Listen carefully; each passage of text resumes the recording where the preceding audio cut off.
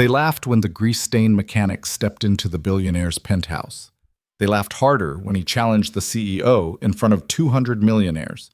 But nobody laughed when he exposed the traitor bleeding her empire dry.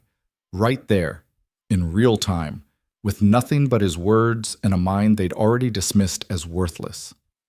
One man, one night, one truth that changed everything. This is the story of Ethan Cole, the underestimated genius who turned a room of mockery into his greatest victory.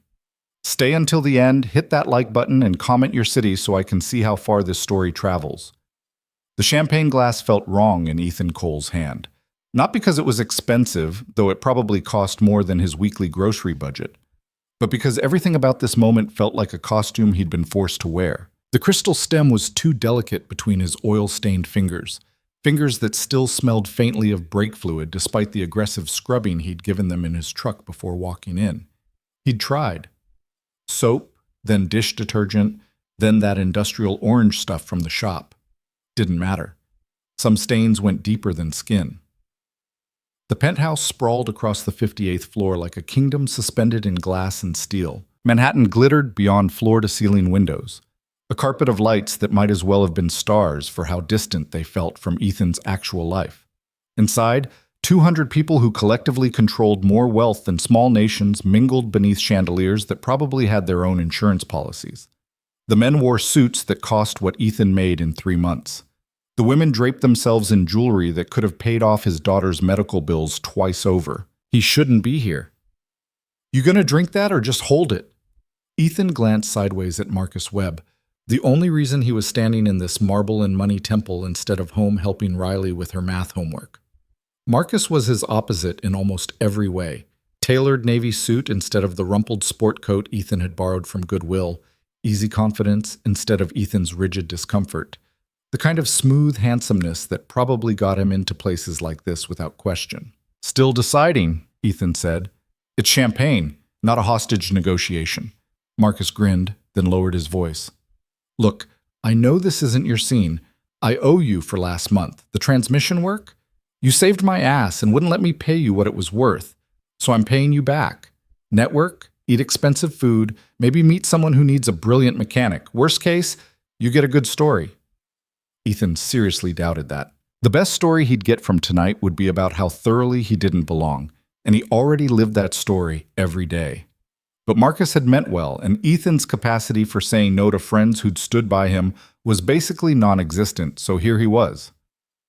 Plus, Marcus added, scanning the room, Victoria Hale throws these quarterly. It's like seeing Olympus. Worth it just to watch how the other half lives. Victoria Hale. Ethan knew the name the way most people knew celebrity names, from headlines, articles, the occasional news segment. Tech Hale Industries. AI-driven market analytics platforms. $3 billion in valuation at last check. She'd built her empire from nothing, or so the story went. Bootstrapped genius who'd revolutionized financial forecasting through proprietary algorithms that could supposedly predict market movements with uncanny accuracy. Ethan had read one of her interviews once, waiting in a hospital lobby while Riley had tests done. Hale had said something about intuition being just pattern recognition you hadn't consciously learned yet. He'd liked that. Resonated with how he approached mechanical problems, how he could hear what was wrong with an engine before he even popped the hood. There she is, Marcus murmured, nodding toward the far side of the room. Victoria Hale stood in a cluster of admirers, and even from 40 feet away, Ethan could feel the gravity she generated. Mid-30s, tall, with dark hair pulled back in a style that probably had a French name he wouldn't know. She wore a dress that managed to be both elegant and intimidating, deep emerald that caught the light like armor. But it was her presence that really dominated. The way she stood, the way people angled toward her like flowers toward sun, the way her laugh carried across conversations like she owned the frequency itself. She was saying something that made her audience laugh, one hand gesturing with her own champagne glass, and even her movements had a precision to them. Calculated. Nothing wasted. $3 billion, Marcus said, something like awe in his voice. Self-made, started with nothing but a laptop and an algorithm. Ethan took a small sip of his champagne. It tasted like expensive bubbles and poor decisions. Nobody starts with nothing. What? Nothing means no education, no connections, no safety net. She went to MIT. I looked it up once. Ethan shrugged. Not saying it isn't impressive, just saying the story is usually more complicated than the headline. Marcus gave him an odd look. You research billionaires in your spare time? I read when Riley's asleep. Helps me. Never mind. Ethan didn't know how to explain that reading about successful people's actual paths, not their mythologies, had been one of the things that kept him from drowning after Sarah died. Evidence that failure wasn't always permanent, that circumstances could change, that brilliance could emerge from strange places.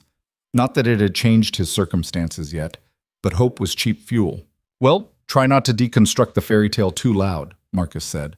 Half these people are here because they believe in magic. They drifted toward the buffet table, which was less a table and more an architectural installation of food. Ethan recognized maybe 40% of what he was looking at. Some kind of fish with caviar, tiny pastries that probably had names, cheeses arranged like a graduate thesis. He reached for something that looked relatively normal, some kind of wrapped shrimp, and immediately regretted it when he realized he had no idea how to eat it without looking like an idiot. A woman in a black dress floated past, trailing perfume that probably cost more than his truck. The algorithm's getting sharper, she was saying to her companion. Last quarter's predictions were 93% accurate. 93. That's not analysis anymore, that's prophecy. Her companion, a silver-haired man with the kind of tan that came from yachts, nodded sagely. Victoria's building something unprecedented. I've increased my position by 40%. They moved on, leaving Ethan with an odd feeling in his chest. Not quite anxiety, not quite curiosity, something in between. You okay? Marcus asked. You look weird. Fine. Just a lot of people. That was true enough, though not the whole truth. The whole truth was more complicated. Ethan was good with machines because machines made sense. They operated on principles that didn't change based on mood or market conditions. Fuel, air, spark, compression, the fundamentals were reliable. People were messier. Markets were messier. But the way that woman had talked about predictions, about accuracy rates like they were gospel, his analytical brain, the part that used to pull apart financial models before his life imploded, was starting to itch. I'm going to find the bathroom, he told Marcus. Be right back. Marcus waved him off, already eyeing a group near the bar. Ethan navigated through the crowd, trying to look purposeful while actually just trying not to bump into anyone important. The penthouse was a maze of conversation clusters, each its own tiny solar system of influence and money. He caught fragments as he passed. Merger talks are delicate, but if Victoria's models say it's viable, pulled my entire portfolio based on her recommendation. Best decision I made this year. The IPO is going to be massive, already oversubscribed. Everyone talking about Victoria Hale like she was some kind of oracle, some next-level genius who'd cracked codes that mere mortals couldn't touch. Ethan found the bathroom down a hallway lined with abstract art that probably cost more than his house. He locked the door, ran cold water, stared at his reflection. The borrowed sport coat didn't fit right in the shoulders. His tie was crooked. His face looked exactly like what it was. A 34-year-old man running on 5 hours of sleep and too much coffee, trying to hold together a life that kept threatening to fall apart. Riley's face flashed in his mind. 9 years old, gap-toothed smile, eyes that still looked at him like he hung the moon, even though he couldn't afford to hang much of anything lately. She was with Mrs. Chen tonight, his neighbor who watched her when his shifts at the garage ran late, or when Marcus dragged him to penthouse parties he had no business attending. He pulled out his phone. One text from Mrs. Chen. All good here. Riley aced her spelling quiz. She's reading now. Ethan smiled despite himself. His kid was brilliant. Smarter than him, probably. Definitely smarter than her circumstances. She deserved better than a father who fixed cars and cobbled together rent payments. She deserved... His phone buzzed with another text. Unknown number. You're thinking too loud. Smile and pretend you belong. M. Ethan looked up at the bathroom mirror, then around the empty room, suddenly paranoid. Then it clicked. Marcus must have given someone his number as a joke, some networking thing. He dried his hands, straightened his tie as much as it would straighten, and headed back out. The party had shifted somehow in the 10 minutes he'd been gone. The energy had consolidated, people drifting toward the main living area where a small stage had been set up. Not a real stage, just a slightly raised platform with a microphone, but the intent was clear: performance space. Victoria Hale stood near it, talking with a man in a charcoal suit who kept nodding like his neck was spring-loaded. Ethan found Marcus near the back of the growing crowd. "What's happening?" "Oh, she does this thing," Marcus said. "Kind of a tradition. Picks someone from the audience, has them give investment advice or business insights. Usually it's hilarious. She picked a real estate agent last time. Guy suggested investing in beachfront property in Arizona. Whole room died laughing." Something cold settled in Ethan's stomach.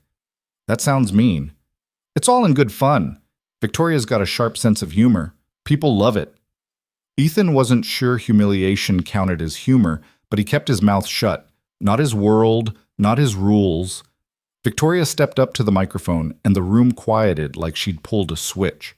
Her smile was dazzling, confident, the smile of someone who'd never doubted her right to be center stage. "Thank you all for coming," she said, her voice smooth and amplified. "I hope you're enjoying yourselves. I know I am. There's nothing I love more than being surrounded by brilliant people who understand that the future belongs to those who can see it coming." Appreciative murmurs rippled through the crowd. "As some of you know, I like to keep these gatherings interactive, inclusive." Her eyes scanned the room with predatory amusement. "So I'm going to invite someone up here. Someone who maybe doesn't usually get to share their financial wisdom with rooms full of investors and CEOs. Someone who can give us a fresh perspective." "Oh no." "Because really," Victoria continued, "the best insights sometimes come from unexpected places. From people who see the world differently, who haven't been educated into conventional thinking." Her gaze was moving through the crowd now, searching. People were laughing already, anticipating the spectacle. "Someone who, perfect." Up. Her eyes locked on Ethan. Every cell in his body screamed, "Run." "You," Victoria said, pointing directly at him. "Yes, you in the back, with the very interesting sport coat. What's your name?" The crowd turned, 200 faces swiveling toward him like a single organism. Marcus whispered, "Oh shit." Ethan's mouth had gone dry. He tried to shake his head, tried to signal that this was a terrible idea, but Victoria was already beckoning him forward with a smile that was all teeth and challenge. "Don't be shy," she said. "Come on up. We don't bite. Much." Laughter echoed through the penthouse. He could have left. Should have left. Could have turned around and walked straight out the door and back to his actual life where he fixed transmissions and helped with homework and didn't stand in front of billionaires like some kind of circus act. But something in him, the part that used to stand in front of conference rooms and defend financial models, the part that used to be somebody before tragedy burned his life down to ash, refused to run. Ethan started walking. The crowd parted like water. He could feel their eyes cataloging every detail: the borrowed coat, the discount shoes, the hands that no amount of scrubbing could make look like they belonged in boardrooms. Each step felt like climbing toward an execution, but he kept his spine straight and his face neutral. Victoria watched him approach with barely concealed delight. "There we go," she said as he reached the platform. "Ladies and gentlemen, our volunteer, tell us your name." "Ethan Cole." His voice came out steady, which felt like a minor miracle. "Ethan Cole. Wonderful. And what do you do, Ethan?" "I'm a mechanic." The word landed like a punchline. Scattered laughter bubbled up from the crowd. Victoria's smile widened. "A mechanic. How refreshing. And tell me, Ethan the mechanic, do you have much experience with financial markets, investment strategies, corporate analytics?" He could read the script she was writing. He was supposed to fumble here, admit his ignorance, become the evening's entertainment. The guy who proved that expertise mattered, that these people earned their positions, that the natural order was correct and just. "Some," Ethan said. Victoria's eyebrow arched. "Some?" "I used to work in financial analysis. Before." "Before what?" "Before my life fell apart." He said it without self-pity, just fact. Before my wife died, and I had to take whatever work I could find that let me be there for my daughter. The room's energy shifted. Not much, but enough that Ethan felt it. Victoria's smile flickered for just a second, recalculating. "I'm sorry for your loss," she said, and it even sounded sincere. "But you're here now, in a room full of very successful people. So let's make this interesting. You said you have some experience with financial analysis. Why don't you share your thoughts on Tech Hale Industries?" Oh, she was good, putting him on the spot about her own company, making it impossible for him to deflect or play it safe. Either he'd fumble and prove her point, or he'd offer some generic praise and bore everyone. Ethan looked out at the crowd, saw the anticipation in their faces, the hunger for spectacle. Saw Marcus looking worried. Saw a woman in the third row already pulling out her phone to record this. He looked back at Victoria Hale, standing there in her emerald armor, $3 billion of success radiating from her like heat. "You want my honest assessment?" he asked. "Please, don't hold back." The room leaned in. Ethan took a breath. In for 3, out for 3. The same rhythm he used before diving under a car, before tackling a problem that looked impossible. "You're sitting on a time bomb," he said. The laughter died instantly. Victoria's smile froze. "Excuse me?" "Your company, Tech Hale Industries. Your growth model is unsustainable. Your accuracy claims are statistically improbable, and based on your last 3 quarterly filings, someone inside your organization is either catastrophically incompetent or actively committing fraud." Silence crashed over the room like a wave. Victoria stared at him. Her expression had gone from amused to stunned to something harder, something calculating.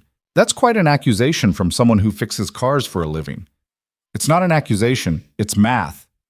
Ethan felt something unlocking in his chest, something that had been dormant for 3 years. Your Q2 report claimed 93% accuracy on market predictions, but your model's architecture, at least what you've disclosed in your patents, doesn't support that kind of precision. Not consistently. Not unless you're either cherry-picking your data or you found a way to violate basic probability theory.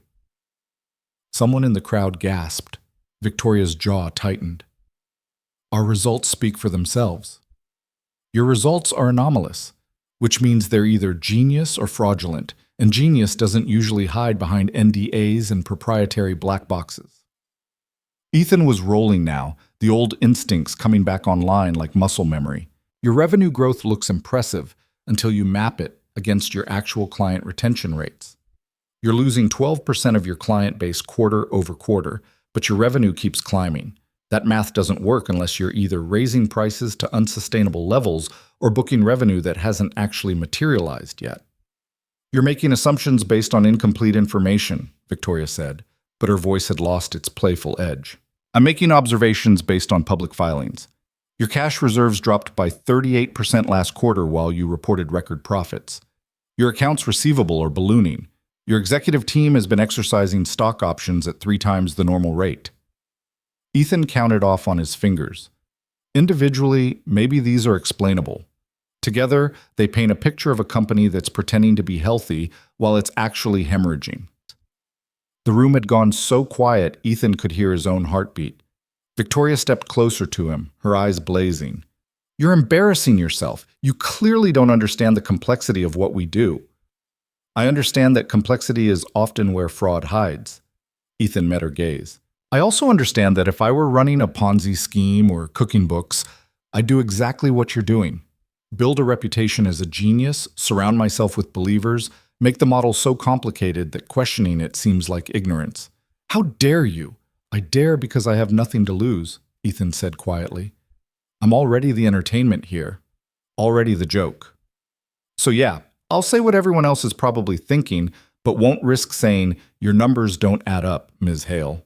And either you know that and you're complicit, or you don't know it and you're not as brilliant as everyone thinks." Victoria Hale looked like she'd been slapped. Her face had gone pale, except for 2 spots of color high on her cheeks. The crowd was murmuring now, uncertain, the script completely derailed. "Security," Victoria said, her voice tight. 2 large men in suits started moving through the crowd. But then someone else spoke up. A man near the front, older, with steel gray hair and the kind of presence that suggested he was used to being listened to. "Wait," Victoria turned. "Jonathan, this is ridiculous." "Let him finish." Jonathan stepped forward. Ethan recognized him vaguely from business news. Jonathan Price, hedge fund manager, the kind of investor whose moves could shift markets. You invited him up here, Victoria. Let's hear what he has to say. Victoria looked like she wanted to argue, but Jonathan's intervention had changed the calculus. Other people were nodding now, curious despite themselves. She turned back to Ethan, her smile now a knife's edge. Fine. Please, Ethan the mechanic, enlighten us. If you're so convinced something's wrong, tell us what. Ethan's heart was hammering. He'd jumped off a cliff here, and now he had to either fly or become a cautionary tale. The analytical part of his brain was screaming that he should back down, apologize, escape while he still could. But the other part, the part that had spent 3 years swallowing his intelligence and pretending to be less than he was just to survive, that part was done hiding.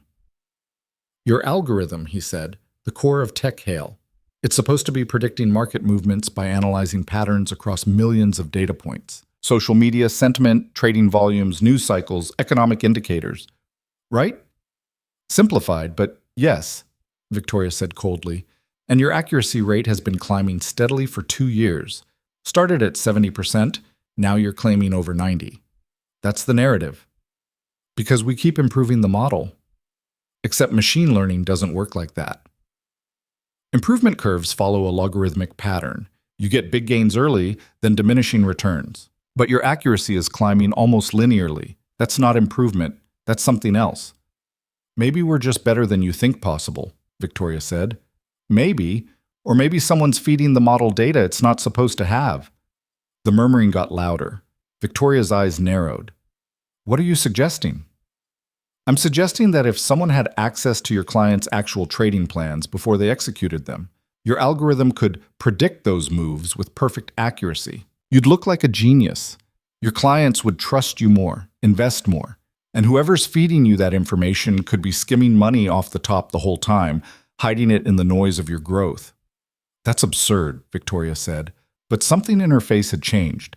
Not guilt, recognition, like he'd just articulated something she'd felt but hadn't voiced. Jonathan Price spoke again.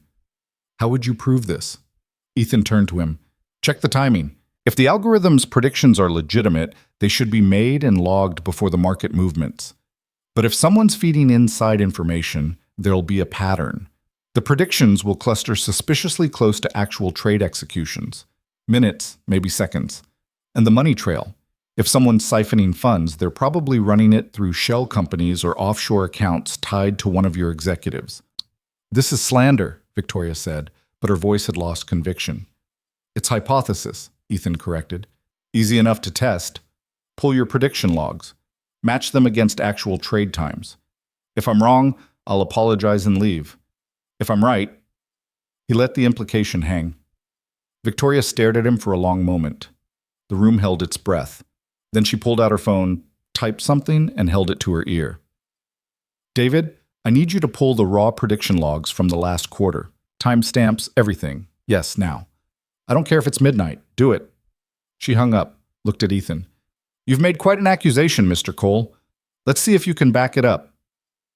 The next 20 minutes were surreal. The party didn't exactly continue, but it didn't disperse either. People clustered in groups, whispering, speculating. Some looked at Ethan like he was a lunatic. Others looked thoughtful. A few looked worried. Marcus found him near the windows. What the hell just happened? I don't know, Ethan admitted. I might have just destroyed my life in a new and creative way. Or you might be right. That might be worse. Victoria had retreated to a private office with Jonathan Price and 2 other people who looked important. Security had stopped advancing but hadn't left. They stood near the platform watching Ethan like he might spontaneously combust. A woman approached him, mid-40s, sharp suit, sharper eyes. Jennifer March, SEC, she said quietly, showing him a badge. I'd like to hear more about your analysis. Ethan blinked. You're here? At this party? I get invited to things. She smiled slightly. And you just made my job very interesting. Walk me through it. So he did. Standing by floor-to-ceiling windows overlooking Manhattan, Ethan explained his reasoning to an SEC investigator, while a party full of millionaires pretended not to watch. He outlined the inconsistencies, the statistical anomalies, the patterns that didn't fit. She asked sharp questions. He answered them. Turns out, Intelligence didn't disappear just because you stopped using it. It just waited. 35 minutes after Victoria made her call, a young man in glasses emerged from the office looking like he'd seen a ghost. He found Victoria, whispered something to her. Her face went white. She came back out to the main room. Everyone went silent. "Ethan Cole," she said. Her voice was different now, smaller. "You were right." The room exploded in noise. Victoria held up a hand, and gradually people quieted. David pulled the logs. "There's a pattern. Our predictions for 17 major clients are consistently logged within 60 seconds of their actual trades. That's not prediction. That's documentation of information we shouldn't have." "Who?" Jonathan Price demanded. "We're still tracing it. But the access points all lead back to one person, senior executive, someone I trusted completely." Victoria's voice cracked slightly. "Marcus Tillman, our chief operating officer." More gasps. Someone swore. Victoria looked like she was holding herself together through pure will. "He's been with me since the beginning," she said. I don't understand how I missed this." Jennifer March stepped forward. "Ms. Hale, we'll need full access to your systems. Tonight, if possible." Victoria nodded numbly. The party was definitely over now. People were leaving, some quickly, some reluctantly. The story was too good not to follow, but also too dangerous to be associated with. Ethan watched them flow toward the exits like rats from a sinking ship. He should probably leave too. His part in this was done. He'd been right, which felt less like vindication and more like accidentally kicking over a hornet's nest. But Victoria caught his eye from across the room, gestured for him to wait. Marcus Webb grabbed his arm. "Dude, you just... what the hell?" "I should go," Ethan said. "Check on Riley." "You just exposed corporate fraud at a penthouse party. You can't just leave. Watch me." But before he could move, Victoria was there, and up close she looked exhausted. All the armor had fallen away. She was just a woman whose company had betrayed her. "Mr. Cole," she said. "Can we talk? Privately?" Ethan glanced at Marcus, who shrugged. "I'll wait." Victoria led him to a smaller room off the main space, an office or study. She closed the door, leaned against it. "How did you know?" she asked. "I didn't. Not for sure. I just saw the pattern, recognized the gaps." "You used to work in finance. Financial analysis, corporate risk assessment. I was pretty good at it." "What happened?" Ethan hesitated. "My wife got sick. Cancer. We had insurance, but it wasn't enough. I took time off to care for her, then more time. Then she died, and I had a daughter who needed me, and bills that didn't care about my grief, and..." He shrugged. "I took the first job I could find that let me be present. Turned out I was good with cars. Not prestigious, but honest." Victoria studied him. "The way you broke down my company, that wasn't amateur work. I read a lot. Financial filings are public. I've got time at night after Riley sleeps. You diagnosed a fraud scheme from public filings and pattern recognition. I made a hypothesis. Could have been wrong. But you weren't." Victoria pushed off from the door. "Marcus Tillman has been skimming money for 18 months. We're talking millions, maybe tens of millions. If you hadn't called it out tonight, I don't know when we would have caught it. If we would have caught it." "I didn't do it for you," Ethan said. "I just couldn't stand being the joke." "You made me the joke instead." But she said it without rancor. "Fair trade, probably. I was being cruel, using you for entertainment. I'm sorry." The apology surprised him. "Okay. I mean it. I humiliate people as sport sometimes. It's a bad habit. Proof I'm brilliant, I guess, that I can make others look small." She laughed bitterly. "Except tonight the guy in the borrowed coat made me look small instead, and then saved my company while he was at it. You're welcome?" Victoria smiled, actually smiled, not the performative thing from earlier.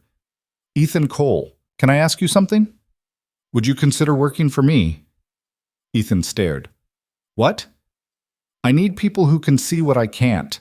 People who aren't yes men or afraid to speak up. People who are brilliant enough to dissect my company from the outside and honest enough to do it in front of witnesses." She stepped closer.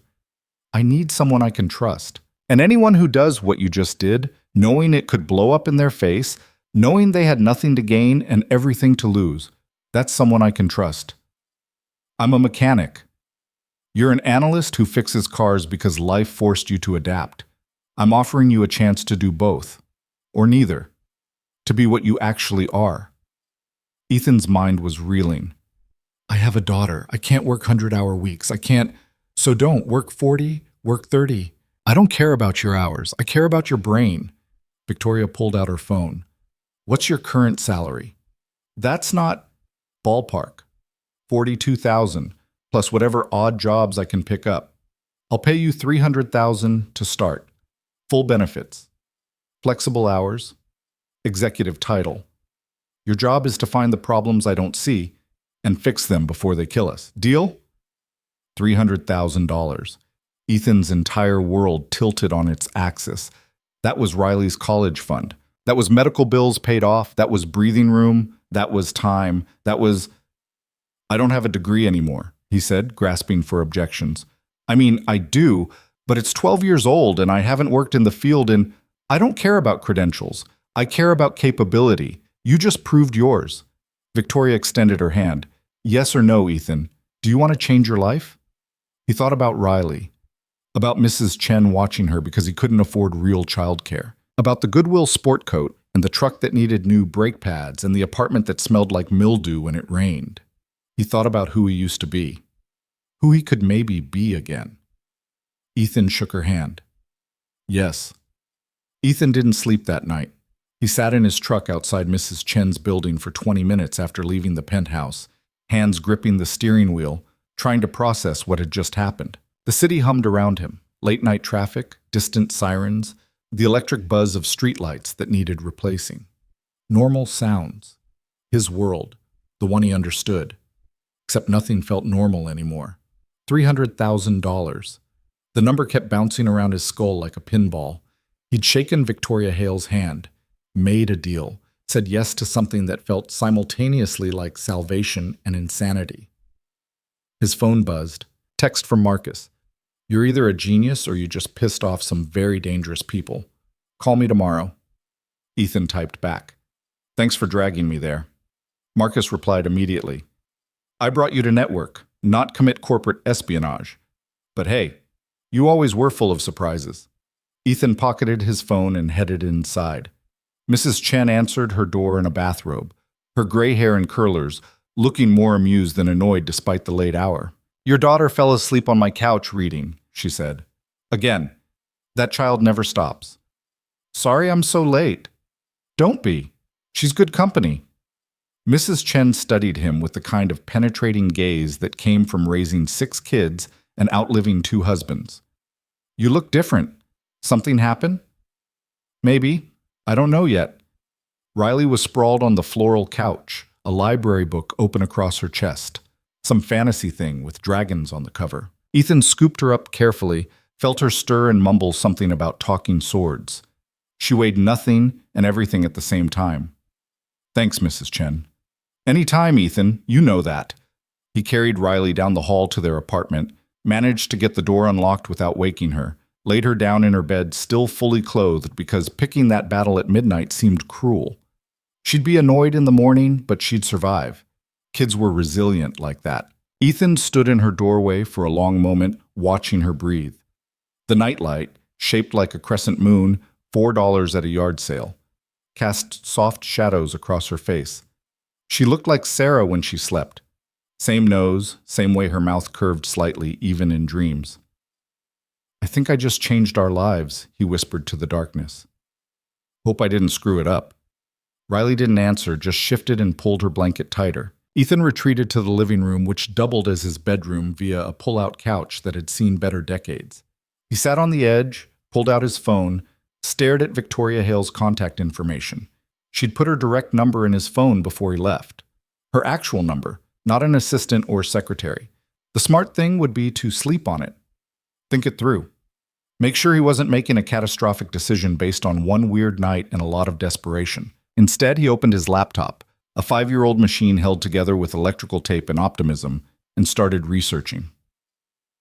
Tech Hale Industries had been founded 6 years ago by Victoria Hale and Marcus Tillman. The story went that they'd met at MIT, bonded over algorithmic trading theories, and decided to build something revolutionary. Victoria was the visionary, Tillman the operational genius. Together they'd created predictive analytics software that supposedly changed the game. Early investors had been skeptical. The market was crowded, the promises grandiose. But TechHale's accuracy rates had started climbing, clients had started making money, and skepticism had transformed into worship. Tillman had given fewer interviews than Victoria, but Ethan found a few. The man came across as competent but unremarkable, the kind of executive who said the right things without saying anything memorable. No red flags, no obvious signs of someone running a massive fraud. But then, the best frauds never advertise themselves. Ethan pulled up TechHale's quarterly filings again, the ones he'd half remembered from previous late-night reading sessions. Now he looked closer, tracking the specific patterns he'd called out at the party, the climbing accuracy rates that defied probability, the revenue growth that didn't match retention, the cash reserves that kept shrinking while profits supposedly soared. It was all there. He hadn't been guessing or performing. He'd seen something real. Around 3 in the morning, Ethan found something else, a small notation in the Q3 filing, buried in the footnotes. TechHale had acquired a data analytics firm 18 months ago. Small acquisition, barely mentioned in the press. The firm specialized in aggregating trading data from multiple sources. 18 months. Right when Tillman's fraud would have started, based on Victoria's timeline. Ethan made a note, kept digging. The acquired firm had been called DataSphere Solutions. He searched for information, found almost nothing. The company had essentially vanished into TechHale's structure, its assets absorbed, its employees scattered or integrated.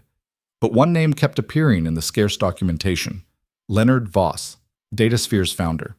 He'd stayed on at TechHale for 6 months after the acquisition, then left abruptly. No exit interview, no press release, just gone. Ethan wrote down the name. Probably nothing.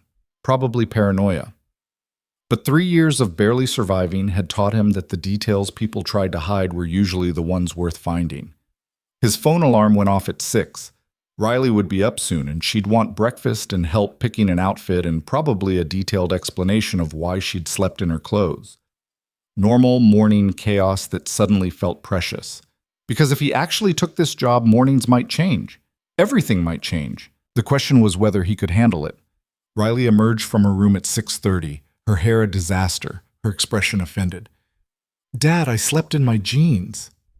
"I noticed." "That's not okay. They have a button. I'm a monster. Sorry." She narrowed her eyes at him, then seemed to decide forgiveness was possible. "Can we have pancakes?" "We can have cereal or toast. Pancakes are Sunday." "What if I want to renegotiate Sunday?" Ethan smiled despite his exhaustion. "You sound like a lawyer." "Mrs. Chen says I argue good." "Well, argue well." "That too." Riley climbed onto a kitchen chair. "You got home really late. Was the party fun?" "It was. Interesting." "Did you meet rich people?" "A few." "Did they have butlers?" "I didn't see any butlers." Riley looked disappointed. "What's the point of being rich if you don't have butlers?" Ethan poured cereal into 2 bowls, added milk, brought them to their tiny kitchen table that wobbled unless you shoved a folded napkin under one leg. Riley attacked her breakfast with the intensity she brought to everything. "So," she said between bites, "are we still poor?" The question hit him sideways. "What?" "Mrs. Chen said we're not poor, we're financially challenged. But Megan at school said that's the same thing, just with more words." Ethan sat down, suddenly aware of how much his daughter saw and understood despite his best efforts to shield her. "We're doing okay. But not good." "We're doing okay," he repeated. "We've got a roof, food, each other. That's not nothing." Riley considered this. "But you work a lot, and you look tired all the time. And sometimes I hear you doing math at night, the money kind." Christ, she was 9. "Things might be changing," Ethan said carefully. "I might have a new job opportunity, better pay, different hours. Would you be okay with that?" "Would I still go to the same school?" "Yeah." "Would we still live here?" "For now. Maybe we could move somewhere nicer eventually." Riley scrunched up her nose. "I like Mrs. Chen." "We could still visit Mrs. Chen." "Okay then." She went back to her cereal, the matter apparently settled in her mind. Can I get a dog if we move somewhere nicer? We'll talk about it.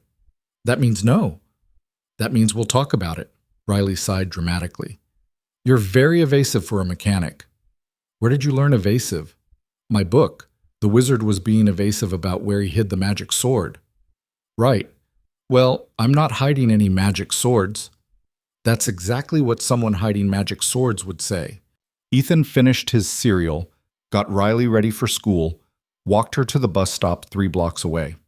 She chattered the whole time about her spelling test and a kid named Derek who kept putting glue on people's chairs and whether dragons would be good pets or just burn everything. At the bus stop, she hugged him tighter than usual. Love you, Dad. Love you too, kiddo. Don't work too hard today. I'll try. She climbed onto the bus, found a seat, waved at him through the window. Ethan waved back until the bus turned the corner and disappeared. Then he pulled out his phone and called the number Victoria Hale had given him. She answered on the second ring. Ethan, having second thoughts? More like third and fourth thoughts. That's fair. Want to come by the office? See what you'd be walking into? When? Now works, unless you've got cars to fix. Ethan thought about the garage, about Tony who'd given him flexible hours and never asked questions when he needed time off for Riley, about the comfortable anonymity of brake jobs and oil changes. I need to make a call first, he said. Take your time. I'll text you the address. Ethan hung up, dialed Tony's number. His boss answered with his usual gruffness. Cole, you coming in or what? Tony, I need to talk to you about something. 20 minutes later, Ethan was on the subway heading into Manhattan. Tony had taken the news better than expected, which meant he'd sworn only twice and thrown nothing. He'd said Ethan was wasting his brain on transmissions anyway, said he'd always known the mechanic thing was temporary, said to keep his number in case the fancy job didn't work out. You're too smart for your own good, Tony had finished. Go make some real money. Just remember where you came from. Ethan promised he would. Tech Hale Industries occupied 15 floors in a glass tower in Midtown. Ethan stood on the sidewalk, staring up at it, feeling distinctly out of place in his work jeans and the cleanest flannel shirt he owned. Everyone flowing in and out of the building wore expensive suits and carried themselves like they belonged. His phone buzzed. Victoria. Stop staring at the building and come inside, 28th floor. He went inside. The lobby was all marble and recessed lighting. Security guard at a desk, people swiping badges through turnstiles. Ethan approached the desk, suddenly aware he looked like he was there to fix the plumbing. I'm here to see Victoria Hale. The guard looked skeptical. You have an appointment? She's expecting me, Ethan Cole. The guard made a call, spoke quietly, then looked surprised. Go on up. She's sending someone down for you. The someone turned out to be a young woman in a sharp blazer who introduced herself as Keisha, Victoria's executive assistant. She had the kind of efficiency that suggested she could organize a natural disaster and still have time for coffee. Ms. Hale's in a meeting, but she'll break away when you arrive, Keisha said as they rode the elevator up. Fair warning, things are chaotic today. Last night's revelation about Mr. Tillman has everyone on edge. I imagine. The SEC is here. Legal team's been up all night. Half the senior staff is panicking. Keisha glanced at him. You really figured out the fraud from public filings. I noticed some patterns.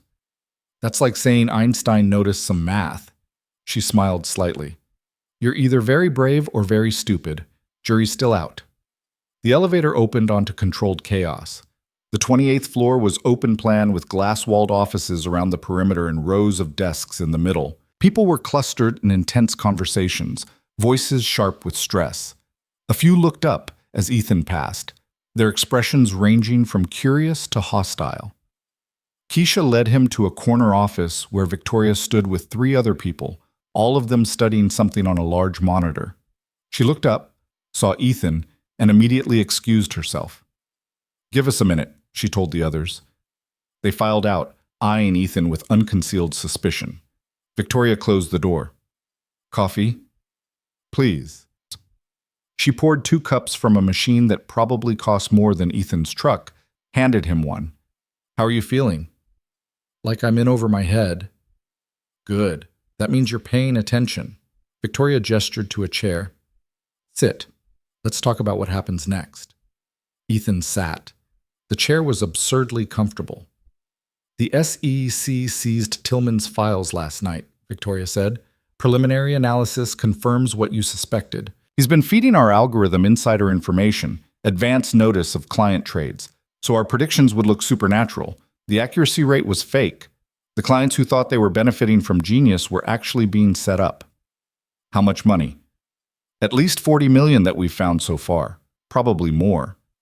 He was routing it through shell companies, offshore accounts, the whole criminal playbook. Victoria's jaw tightened. Marcus Tillman and I built this company together. I trusted him completely, and he spent 2 years stealing from me while I defended his brilliance to anyone who'd listen. I'm sorry. Don't be.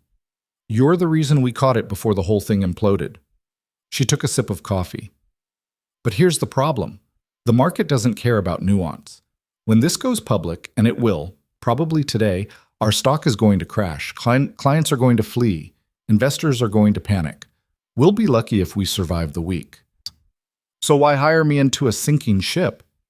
Because ships don't sink if you patch the holes fast enough. Victoria leaned forward. I need someone who can rebuild trust.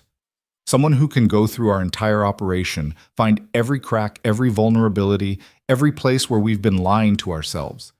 And I need someone who isn't afraid to tell me the truth, even when it hurts. That's a pretty big job for one person. Then build a team, hire whoever you need. I'm giving you budget and authority. Your title is Chief Risk Officer. You report directly to me.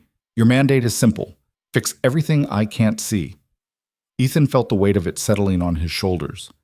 What if I can't? Then we fail together. But I'd rather fail trying with someone competent than succeed temporarily with yes-men who'll let the next Tillman walk right in.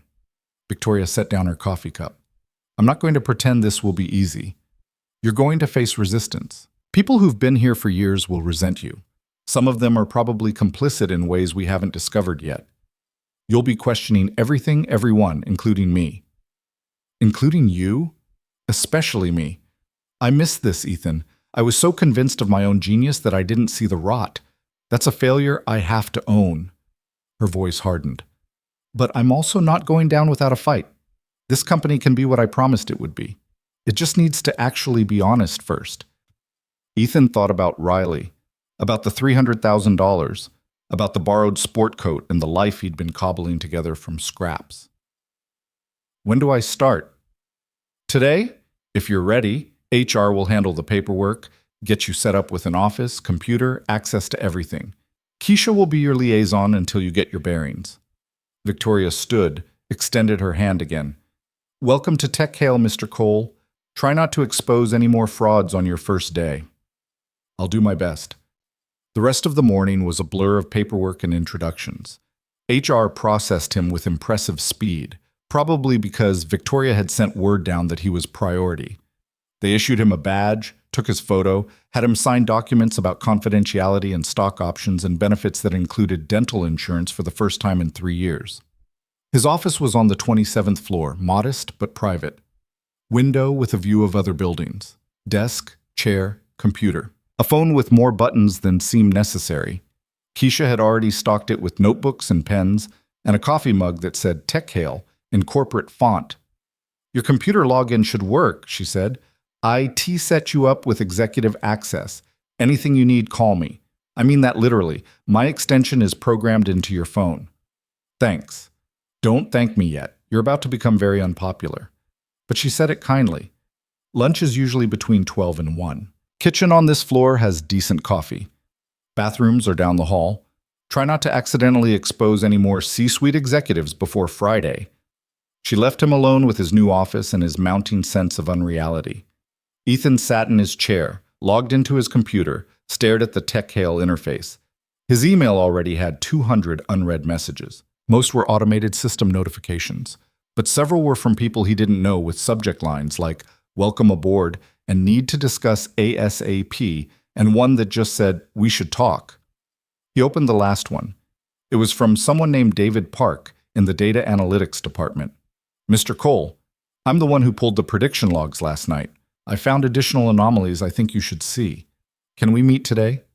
Ethan typed back. My office, 2 p.m. Then he started digging into the system architecture, trying to understand how TechHale's algorithm actually worked.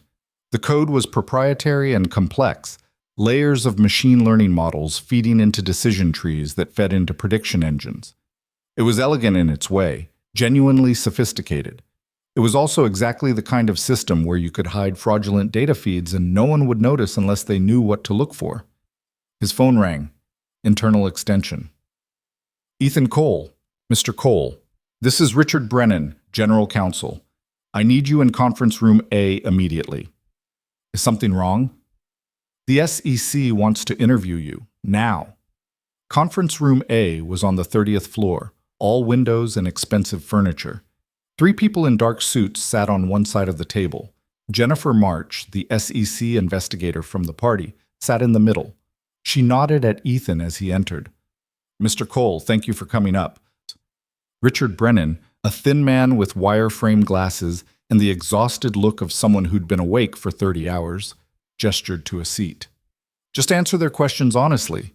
You're not under investigation. Yet, one of the other suits said. Ethan sat. Jennifer opened a folder. Walk us through how you identified the fraud. Everything you observed, everything you analyzed. So he did. For 90 minutes, Ethan explained his reasoning, outlined the patterns he'd seen, described the anomalies that had triggered his suspicion. They asked detailed questions. He answered them. They took notes. You're telling us you did this analysis mentally, one of the suits said. At a party, while being publicly mocked. I had looked at the filings before. I just connected the dots in real time. That's a hell of a party trick. I used to be good at my job. Jennifer leaned back. Mr. Cole, are you aware of anyone else at TechHale who might have been involved in or aware of Mr. Tillman's activities? I've been employed here for about 4 hours, so no. But you'll be investigating. That's my job now, apparently. Good. She slid a business card across the table. If you find anything at all, call me. Direct line. We're building a case, and right now you're the most credible witness we have. Witness to what? I just noticed some math didn't add up. You noticed 40 million in fraud. That's not just anything. Jennifer closed her folder. We'll need to interview you again, probably multiple times. You okay with that? Do I have a choice? Not really. Then I'm okay with it. The interview ended. Brennan walked Ethan back to the elevator. You've created quite a situation, the lawyer said. Wasn't really my intention. Nevertheless, be careful, Mr. Cole. You've made yourself important, which means you've made yourself a target. Not everyone here is going to appreciate what you've done. Noted. Back in his office, Ethan found a sandwich on his desk with a note from Keisha. You missed lunch. Eat something before you pass out. He ate the sandwich. It was good. Probably expensive. He tried not to think about how a sandwich could be expensive. At 2 o'clock, David Park knocked on his door. He was younger than Ethan expected, maybe 26, with nervous energy and a laptop clutched to his chest like a shield. Mr. Cole? I'm David. We emailed. Come in, and it's Ethan. David sat, opened his laptop, immediately started talking. So I've been running analysis on our prediction accuracy rates going back 3 years. The anomaly we found last night? It's worse than we thought. He turned the laptop so Ethan could see. Graphs and spreadsheets filled the screen. These are our logged predictions matched against actual market movements. See these clusters? Predictions logged within 60 seconds of execution, like you said. But look at this. He highlighted a different section. These predictions were logged after the trades executed. Negative time deltas. We were backdating our predictions to make them look prescient. Ethan felt cold. How widespread? 17% of all predictions over the last 18 months. Maybe more. I'm still digging. David's hands were shaking slightly. Mr. Tillman had root access to the logging system. He could modify timestamps, insert fake data, whatever he wanted. We've been lying to our clients about our capabilities for over a year. Does Victoria know? Not yet. I wanted to show you first because... David hesitated. Because I don't know who to trust. You're new. You exposed this. You don't have loyalty to anyone here except maybe the truth. You could have gone to the SEC. I'm going to. But I wanted someone internal to know first. Someone who might actually fix it. David closed his laptop. This company is my first real job out of grad school. I believed in what we were doing. Finding out it's built on lies it's hard. Ethan understood that feeling. We'll figure it out. Get me everything you found. Document it all. And yeah, we need to tell Victoria. She's going to be devastated. Probably, but she hired me to find this stuff. Better she hears it from us than from the SEC. David nodded, stood. Thanks for listening. Thank you for caring enough to look. After David left, Ethan sat in his expensive chair in his new office and tried to process the scope of what he'd walked into.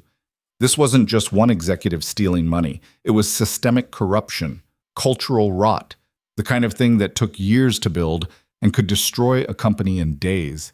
His phone buzzed. Text from Riley. Mrs. Chen is teaching me to make dumplings after school. Can I stay for dinner? Ethan smiled despite everything. Sure. Be good. Love you. Love you too. Don't work too late. He looked out his window at the Manhattan skyline. Somewhere out there, Marcus Tillman was probably lawyering up, preparing defenses, spinning narratives. Somewhere, investors were panicking. Somewhere, journalists were writing stories that would go live any minute and blow TechHale's reputation apart. And here was Ethan Cole, grease-stained mechanic turned chief risk officer, holding the pieces of something broken and trying to figure out if it could be fixed. His computer pinged. Email from Victoria. Emergency board meeting in 1 hour. Need you there. Bring everything you've learned. Ethan took a breath. Then he started preparing. Because apparently, this was his life now. The boardroom felt like a courtroom waiting for a verdict. Ethan had never been in a space this aggressively expensive. The table was a single piece of polished walnut that probably required its own insurance policy. The chairs were leather and ergonomic engineering. The walls were lined with screens showing real-time market data, stock tickers, news feeds. Everything designed to remind you that decisions made in this room moved millions of dollars. He sat near the end of the table, laptop open, David Park's findings organized into slides he'd thrown together in 40 minutes. His flannel shirt felt like a costume malfunction. Everyone else wore suits that cost what he used to make in a month. Victoria sat at the head of the table, her expression carved from ice. To her right was Richard Brennan, the general counsel who looked like he'd aged 5 years since morning. To her left sat a woman Ethan didn't recognize. Late 50s, silver hair, eyes that could cut glass. Board members filled the other seats, 7 in total, all of them radiating various degrees of panic and fury. Let's begin, Victoria said. Her voice could have frozen nitrogen. Most of you have heard the preliminary reports. For those who haven't, here's the summary. Marcus Tillman, our COO and co-founder, has been systematically defrauding this company and our clients for approximately 18 months. The SEC is building a criminal case. Our stock is down 32% since the news leaked 2 hours ago. We're facing potential lawsuits from clients, investors, and probably everyone who's ever heard our name. One of the board members, a thick-necked man with a florid face, slammed his hand on the table. How the hell did this happen? Where were the controls? Where was oversight? Dead questions, Gerald, the silver-haired woman said coldly. We're here to discuss solutions, not assign blame. Like hell we are, Catherine. This company just lost $1 billion in valuation, which we'll lose permanently if we spend this meeting pointing fingers instead of fixing problems. Catherine turned to Victoria. You brought in outside help. Let's hear what he found. All eyes swiveled to Ethan. He resisted the urge to check if his fly was unzipped. My name is Ethan Cole. I've been employed here for 6 hours, so take everything I say with appropriate skepticism. 6 hours? Gerald looked incredulous. We're trusting our crisis response to someone who's been here 6 hours? He's the one who exposed the fraud, Victoria said quietly. Continue, Ethan. Ethan clicked to his first slide. David's graphs filled the screens around the room. This shows TechHale's prediction accuracy rates over the past 3 years. Notice the pattern. Steady improvement that accelerates dramatically starting 18 months ago. That's when our accuracy supposedly jumped from 73% to 90+%. We know our own numbers, Gerald growled. You know the numbers you were shown. Here's what actually happened. Ethan clicked to the next slide. These are prediction timestamps matched against actual trade executions. The red clusters are predictions logged within 60 seconds of the trades they supposedly forecasted. That's not prediction. That's documentation. Murmurs around the table. Catherine leaned forward, studying the data. It gets worse, Ethan continued. 17% of our predictions over the last 18 months were backdated. Logged after the trades executed, timestamps manually altered to make them appear prescient. We've been selling our clients a lie. The room erupted. 3 people started talking at once. Gerald stood up, face going from florid to purple. Catherine silenced them with a gesture that could have stopped traffic. Proof? She asked Ethan. Server logs with modification histories. Tillman had root access to the prediction database. David Park from Data Analytics found the smoking gun this morning. Ethan pulled up another slide. Here's the money trail. Shell companies in the Caymans, routing transactions through intermediaries, all of it tracing back to offshore accounts that Tillman controlled. Preliminary estimate is 40 million, but we're still digging. 40 million, someone whispered. Minimum, Ethan said. The full scope could be significantly larger. We're also finding evidence of data purchases from unauthorized sources, trading information that our algorithm shouldn't have had access to. Tillman was buying insider information and feeding it into our system to juice the accuracy rates. Richard Brennan spoke up, his voice hoarse. The SEC has subpoenaed all our records. They're treating this as a criminal enterprise, not just individual fraud. That means the company itself is potentially liable. Liable for what? Gerald demanded. We were victims. We were negligent, Catherine corrected. Our oversight failed. Our controls failed. In the eyes of the law, that's culpability.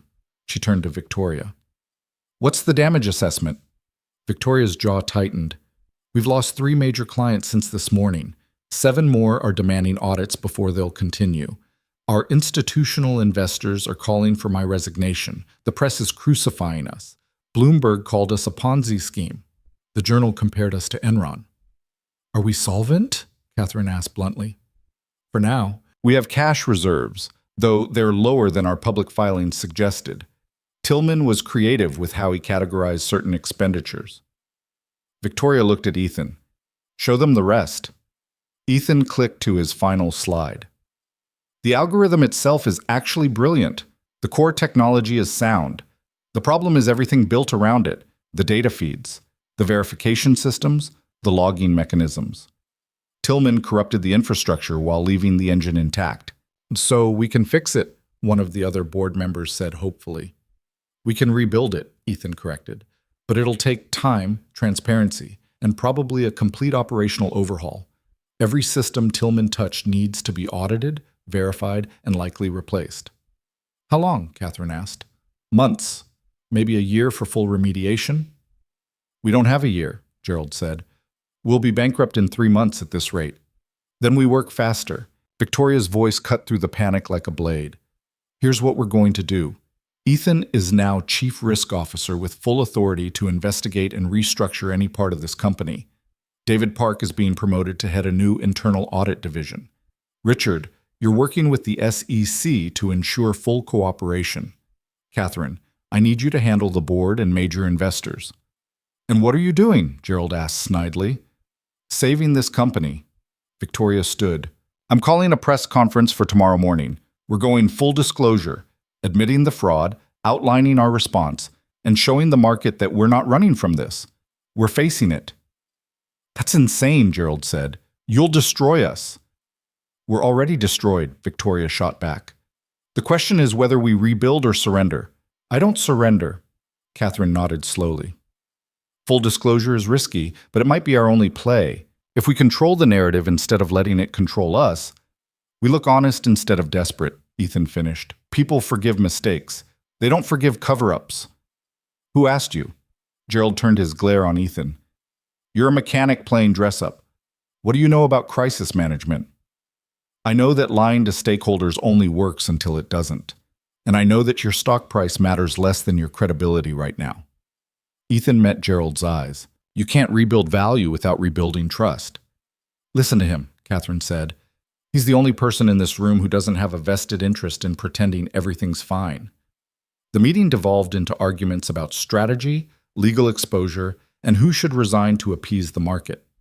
Ethan stopped listening after a while, his attention drifting to his laptop screen where David's data painted a picture of systematic deception. Someone had built this fraud carefully, methodically. Tillman had the access and opportunity, but the sophistication suggested planning. You didn't wake up one day and decide to steal $40 million.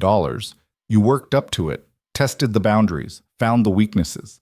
Which raised the question, had Tillman acted alone? Ethan made a note to pull personnel records, access logs, communication histories. If there were accomplices, they'd left footprints somewhere. The meeting finally ended after 2 hours of argument and recrimination. People filed out looking shell-shocked. Catherine stopped by Ethan's seat. "You handled yourself well in there," she said. "Most people would have folded under Gerald's bluster." "I've had worse." "I doubt that." She extended her hand. "Catherine Werner. I've been on this board since Victoria founded the company. If you need anything, information, authority, a shield from idiots like Gerald, call me directly." She gave him a business card with a handwritten cell number on the back. "Why help me?" Ethan asked. "Because you're either going to save this company or confirm it deserves to die. Either way, I want to know which." Catherine smiled thinly. "And because you remind me of myself 30 years ago. Smart, underestimated, and too stubborn to know when to quit." She left. Victoria approached as Ethan was packing up his laptop. "You did good," she said. "I mostly just showed David's work." "You showed it clearly and didn't back down when challenged. That's rarer than you'd think." Victoria rubbed her eyes. She looked exhausted. "The press conference is at 9 a.m. tomorrow. I want you there. Visible. The man who exposed the fraud now working to fix it. Optics matter." "I'm not a spokesman." "You're credible. That's better." She paused. "Are you okay? This has been a lot for one day." Ethan laughed without humor. "Yesterday I was replacing brake pads. Today I'm restructuring a billion-dollar company. I have no idea if I'm okay." "Fair. Go home. Get some sleep. Tomorrow's going to be worse."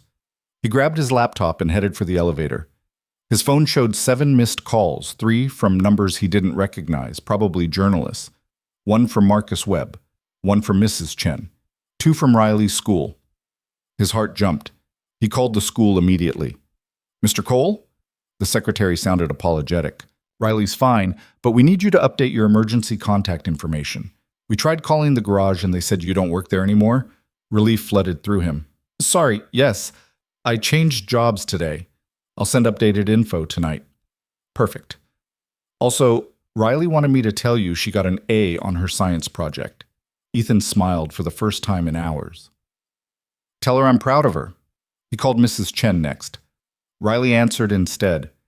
"Dad, Mrs. Chen's dumplings are amazing. We made like 100. I doubt it was 100. "Okay, 20, but they're really good. Can we make dumplings sometime?" "Sure, kiddo. We'll figure it out." "How was your first day at the new job?" Ethan looked around the empty elevator descending through Tech Hale's gleaming tower. "Complicated." "That's what Mrs. Chen says about her taxes." "Yeah, kind of like that. I'll pick you up in an hour, okay?" "Okay, love you." "Love you too." The subway ride home gave Ethan time to think, which might have been a mistake. His brain kept circling back to the same question. What had he actually signed up for? Victoria was right that the company could be saved, but the path from catastrophic fraud to functional business looked like climbing a cliff made of broken glass. And he was supposed to lead that climb with no experience, no team, and a target on his back from everyone who preferred the comfortable lies to uncomfortable truth. His phone buzzed, text from an unknown number. "Congratulations on your new position. We should talk." LVLV. Leonard Voss, the founder of DataSphere Solutions who'd vanished after TechHale acquired his company. Ethan stared at the message. How did Voss even have his number? And why reach out now, within hours of Ethan joining TechHale? He typed back, "Who is this?" The response came immediately. "Someone who knows where the other bodies are buried. Coffee tomorrow, 7 a.m., Bennett's on 44th. Come alone." Every instinct Ethan had screamed that this was a terrible idea. Meeting a mysterious contact who knew things about fraud and bodies sounded like the opening of a bad thriller. But whoever LV was, they'd been inside TechHale's ecosystem. They might know things that wouldn't show up in server logs or financial records. He typed, "How do I know this isn't a setup?" "You don't. But I'm not your enemy. Tillman is." And he didn't work alone. Ethan read the message 3 times. Then he saved the number and put his phone away. At Mrs. Chen's apartment, Riley attacked him with a hug that nearly knocked him over. She smelled like ginger and scallions. "Dad, guess what? Mrs. Chen said I'm a natural dumpling folder." "That's great, kiddo." Mrs. Chen appeared from the kitchen, wiping her hands on a towel. "She is. Better than my own grandchildren. Don't tell them I said that." She studied Ethan. "You look tired." "Long day." "Good tired or bad tired?" Still deciding. Mrs. Chen packed them a container of dumplings despite Ethan's protests. Riley chattered the whole walk home about dumpling techniques and how Mrs. Chen's grandmother had been a chef in Shanghai and how maybe Ethan should learn to cook more things besides scrambled eggs and pasta. "I can cook other things," Ethan protested. "Name 3. Scrambled eggs, pasta, and toast?" "Toast doesn't count. It's bread that got hot." Back in their apartment, Ethan heated up the dumplings while Riley did homework at the kitchen table. Normal evening routine, except everything felt different now. The apartment looked smaller, shabbier. Not because Ethan had seen Tech Hale's expensive offices, but because he could suddenly imagine something else, something better. "Dad?" Riley looked up from her math worksheet. "Are we going to be rich now?" "We're going to be more comfortable. That's not the same thing." "But you make more money, right? At the new job?" "Yeah." "How much more?" Ethan considered lying, then decided Riley was smart enough to sense it. "A lot more. Enough that we won't have to worry about bills the same way." Riley absorbed this. "Will you still have time to help with homework?" "That's the plan." "And you won't be sad tired anymore?" The question hit him sideways. "What?" "You're always tired, but sometimes you're also sad. Like you're carrying something heavy." Riley's voice was matter-of-fact, the way kids could be when stating obvious truths adults tried to hide. "I thought maybe if you didn't have to work so hard, you wouldn't be sad tired." Ethan sat down across from her. "I'm not sad, kiddo. Just adjusting. A lot changed very fast." "Is it good change?" "I think so. Hope so." He reached over, squeezed her hand. "Whatever happens, we're okay. You and me. That doesn't change." Riley squeezed back. "Okay. Can I have more dumplings?" "Yeah. Leave some for me, though." After Riley went to bed, Ethan sat in the dark living room with his laptop, going through David Park's files in detail. The fraud was sprawling, tentacles reaching into multiple departments. Tillman had been careful, but not perfect. There were gaps in the timeline, unexplained access points, transactions that didn't quite fit the pattern. Around midnight, Ethan found something interesting. 3 weeks before Tillman's fraud scheme started, Tech Hale had received a large data dump from an external source. The files were labeled as market research, approved by Tillman, integrated into the algorithm's training data.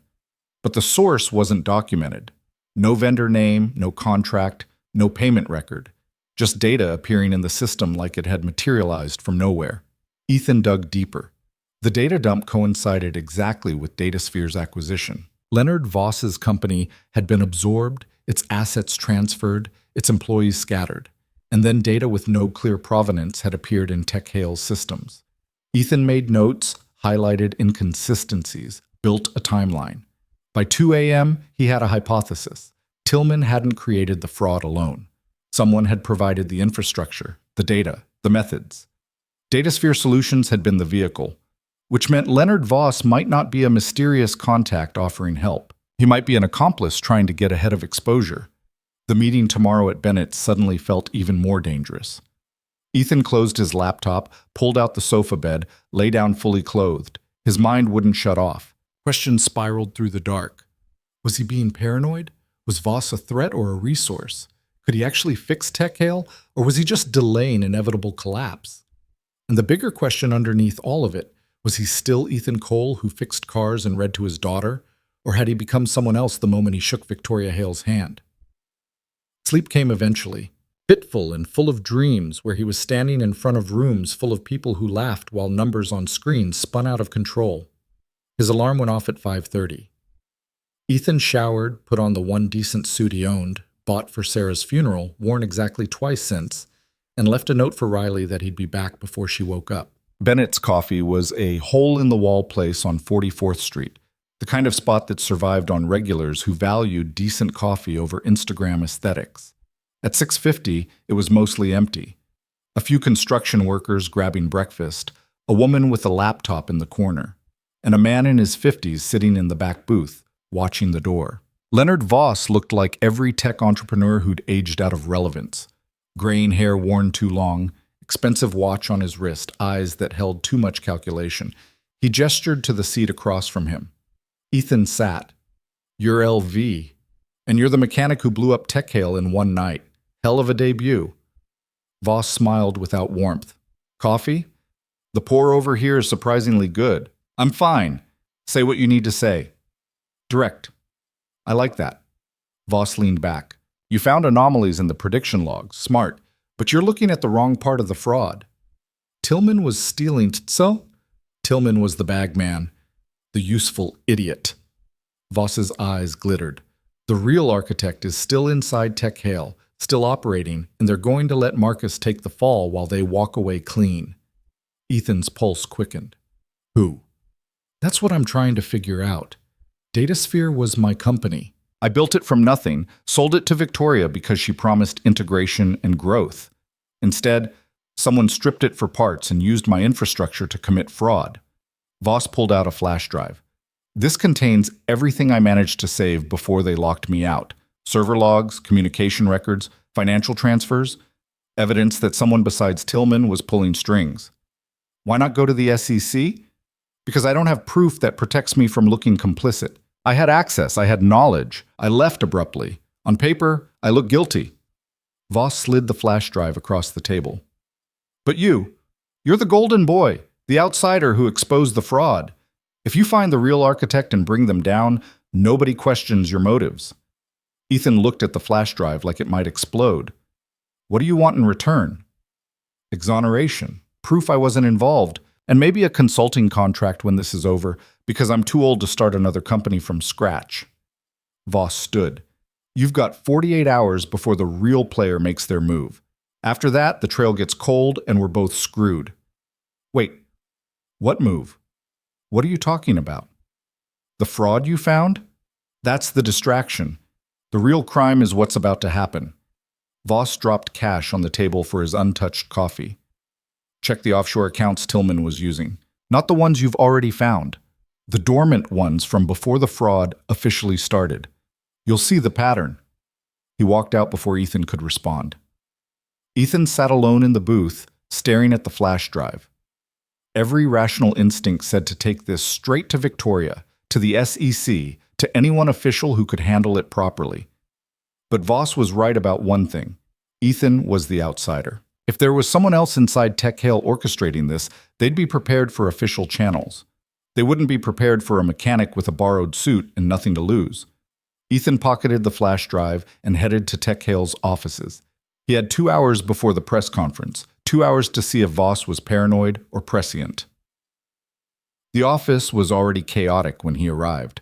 PR people rushing around, camera crews setting up in the main conference room, Victoria practicing her statement with a media consultant who kept telling her to look more apologetic. Ethan went straight to his office, locked the door, and plugged in Voss's flash drive. What he found made his blood run cold. The files on Voss's flash drive told a story that made the Tillman fraud look like amateur hour.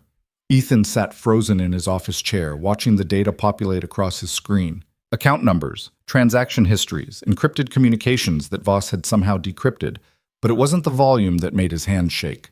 It was the dates. The offshore accounts had been established 4 years ago, 2 years before Tillman's fraud officially started, 2 years before Datasphere was even acquired, which meant someone had been planning this from the beginning. Ethan cross-referenced the account numbers against Tech Hale's corporate structure. Most of the shell companies trace back to holdings in the Caymans and Luxembourg standard fraud playbook. But 3 accounts showed a different pattern. They'd been established through a Singaporean trust. funded through a series of intermediaries, and the beneficial owner was listed as a company called Helix Strategic Partners. He searched for Helix. Nothing in TechHale's official records, nothing in public filings. The company existed only as a ghost in offshore paperwork, but Voss's files included something else. Email transcripts. Encrypted conversations between someone using the handle architect and various external parties.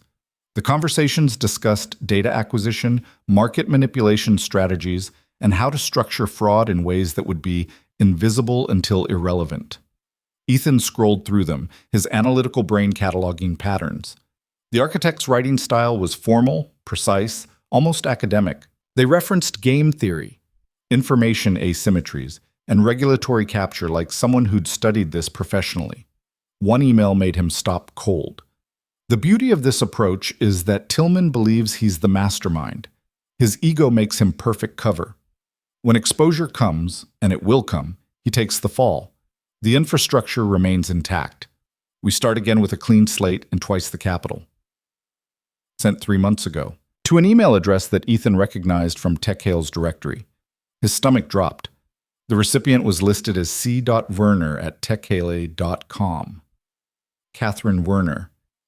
The silver-haired board member who'd been so supportive in yesterday's meeting, who'd given him her personal number and told him to call if he needed anything. Ethan's mind raced. Catherine had been on the board since TechHale's founding. She had access to everything, influence over everyone, the perfect position to orchestrate long-term fraud while remaining above suspicion. But the email alone wasn't proof. It could be fabricated. Voss could be manipulating him, pointing him at Catherine to deflect from his own involvement. Ethan needed verification. He pulled up TechHale's internal access logs, the same system David Park had used to find Tillman's modifications. If Catherine was the architect, she'd have accessed systems she shouldn't have touched. Board members got financial oversight, but they didn't need root access to prediction algorithms or client data. The logs were extensive. Ethan filtered by Catherine's credentials, looking for anomalies, and found them. Catherine's account showed regular access to the prediction database going back 3 years. Always late at night, always brief sessions, always from IP addresses that didn't match TechHale's offices or her home address. She'd been careful, but not careful enough. Ethan's phone buzzed. Text from Keisha. Press conference in 20 minutes. Victoria wants you in the front row. He stared at the message, then at his screen full of evidence. 20 minutes until Victoria went public with a fraud confession that was missing the actual criminal. 20 minutes to decide if he trusted data from a man he'd met once in a coffee shop. His door opened without warning. Catherine Werner stepped in, closing it behind her. Good morning, Ethan. Working early, I see. Every muscle in his body tensed. Morning. I wanted to check in before the press conference. Make sure you're prepared for the media circus. She moved closer to his desk, her eyes sharp and assessing. This is going to be intense. Reporters will ask you questions designed to trip you up. You'll need to be careful about what you say. I'll stick to the facts. That's wise. Catherine glanced at his laptop screen. Ethan had minimized the windows, but not fast enough. Her expression didn't change, but something flickered in her eyes. What are you working on? Following up on some data anomalies David Park found. Anything significant? Still analyzing. The silence stretched between them like a wire pulled taut. Catherine smiled, the same thin smile from yesterday, but it didn't reach her eyes. You're very thorough, she said. That's good. We need thorough right now, but be careful you don't see patterns where there aren't any. The human brain loves finding conspiracies, even in random noise. Good advice. I've been in this business 40 years, seen a lot of smart people destroy themselves chasing ghosts. Catherine moved toward the door, then paused. One more thing. Leonard Voss contacted you, didn't he? Ethan kept his face neutral. Why would you think that? Because he contacted 3 other people this week, spinning theories about hidden conspiracies and secret architects. The man's bitter about his company being absorbed. He's looking for revenge dressed up as truth. She met his eyes. Whatever he told you, whatever evidence he claimed to have, I'd verify it very carefully before acting on it. I verify everything. Good. Catherine opened the door. See you at the press conference. She left. Ethan waited 30 seconds, then locked his door and pulled up the flash drive files again. His hands were shaking slightly. Catherine, knowing about Voss's contact could be innocent. Maybe Voss really had reached out to multiple people. Or it could mean Catherine was monitoring communications, tracking threats, staying ahead of exposure. The email evidence pointed at her. The access logs supported it. But Ethan had been a financial analyst long enough to know that correlation wasn't causation. He needed something definitive. He opened the encrypted communications again, looking for anything that could verify the architect's identity. Most of the emails were careful, revealing nothing personal. But one conversation from 2 years ago included a detail that made Ethan's breath catch. The architect was discussing a meeting in Singapore, arranging logistics. They mentioned staying at the Raffles Hotel and requesting a specific suite number, 304. Then added, "Same room I stayed in on my honeymoon. Sentimental, I know. But some traditions matter."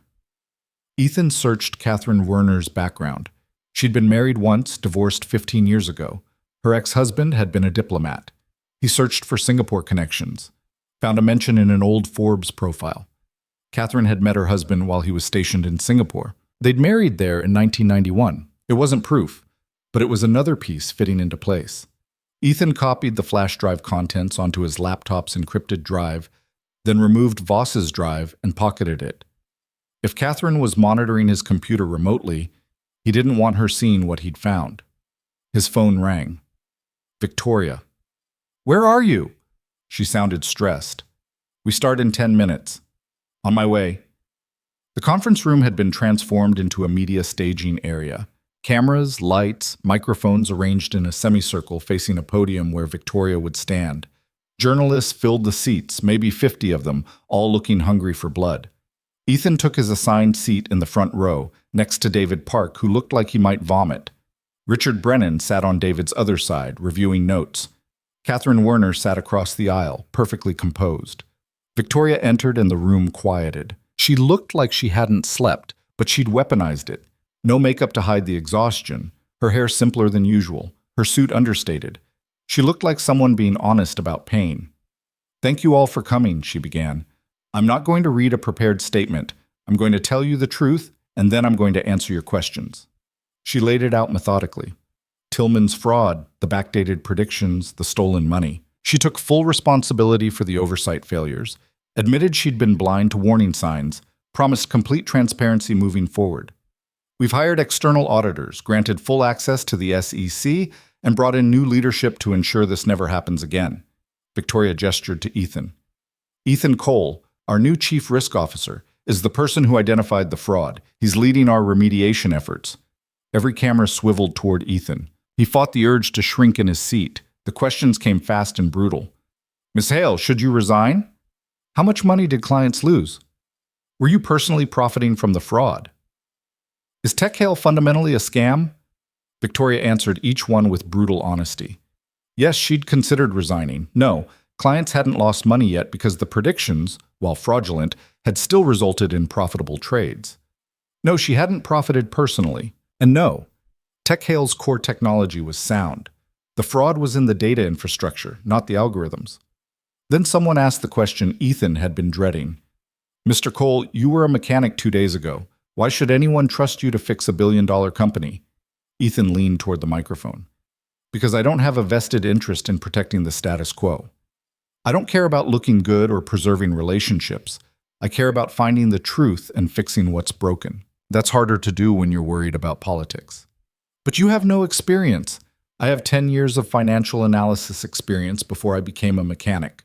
I left the industry because personal tragedy forced me to prioritize my daughter over my career.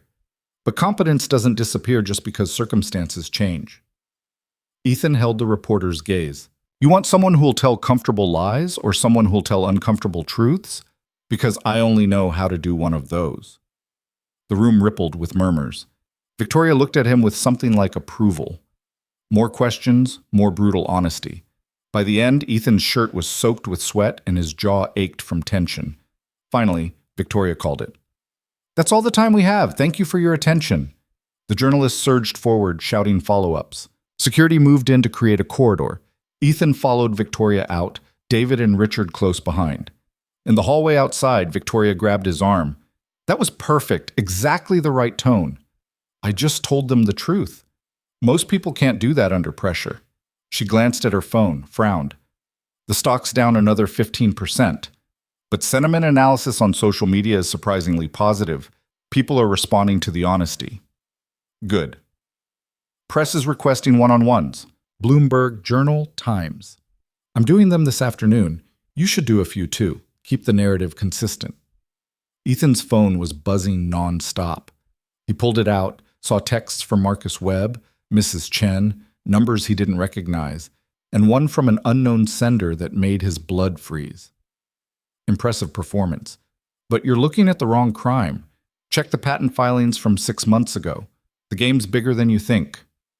LV patent filings. Ethan hadn't even considered intellectual property. I need an hour, he told Victoria. There's something I need to check. Can it wait? The Bloomberg interview? No, it can't wait. Something in his tone made her stop. What did you find? Ethan glanced around the hallway. Too many people, too many potential leaks. Not here.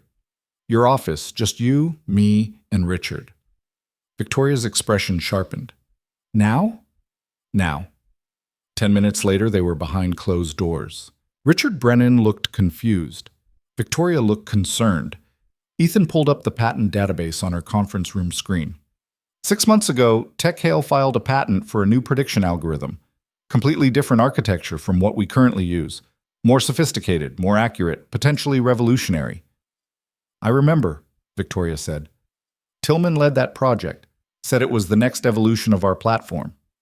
Right, and the patent was filed under TechHale's corporate ownership, standard procedure. Ethan pulled up the filing details. Except the actual inventors listed on the patent aren't TechHale employees. They're consultants from an external firm called Helix Strategic Partners. Victoria leaned forward.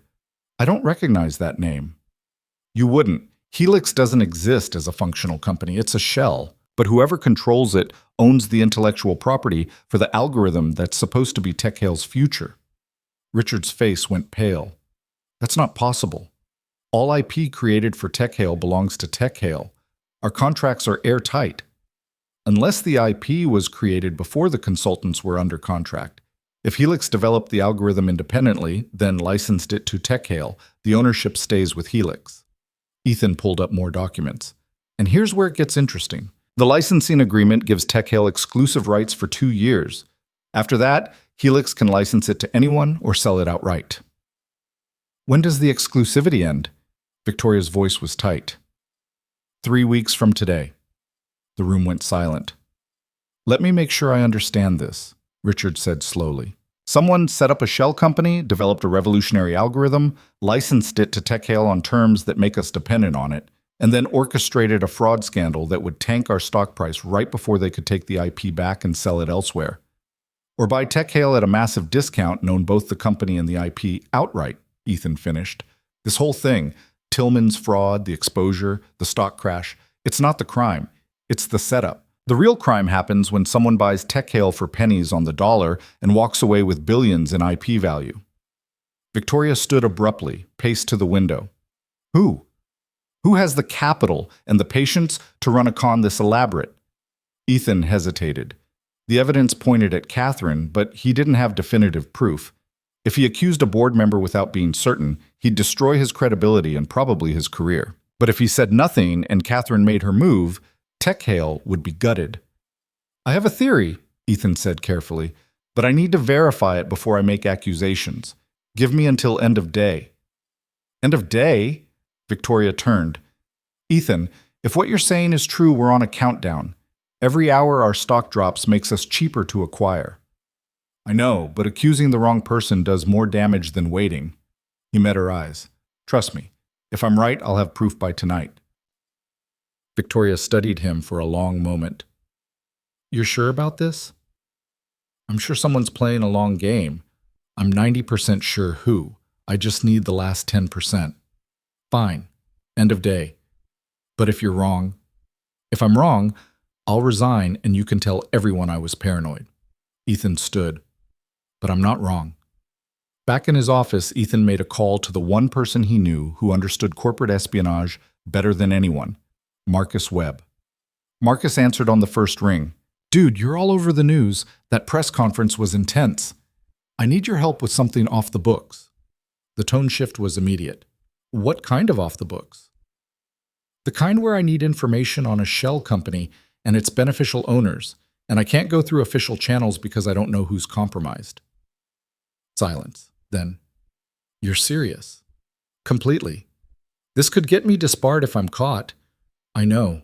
I wouldn't ask if it wasn't critical. More silence. Then Marcus sighed. Send me the company name. I'll see what I can dig up.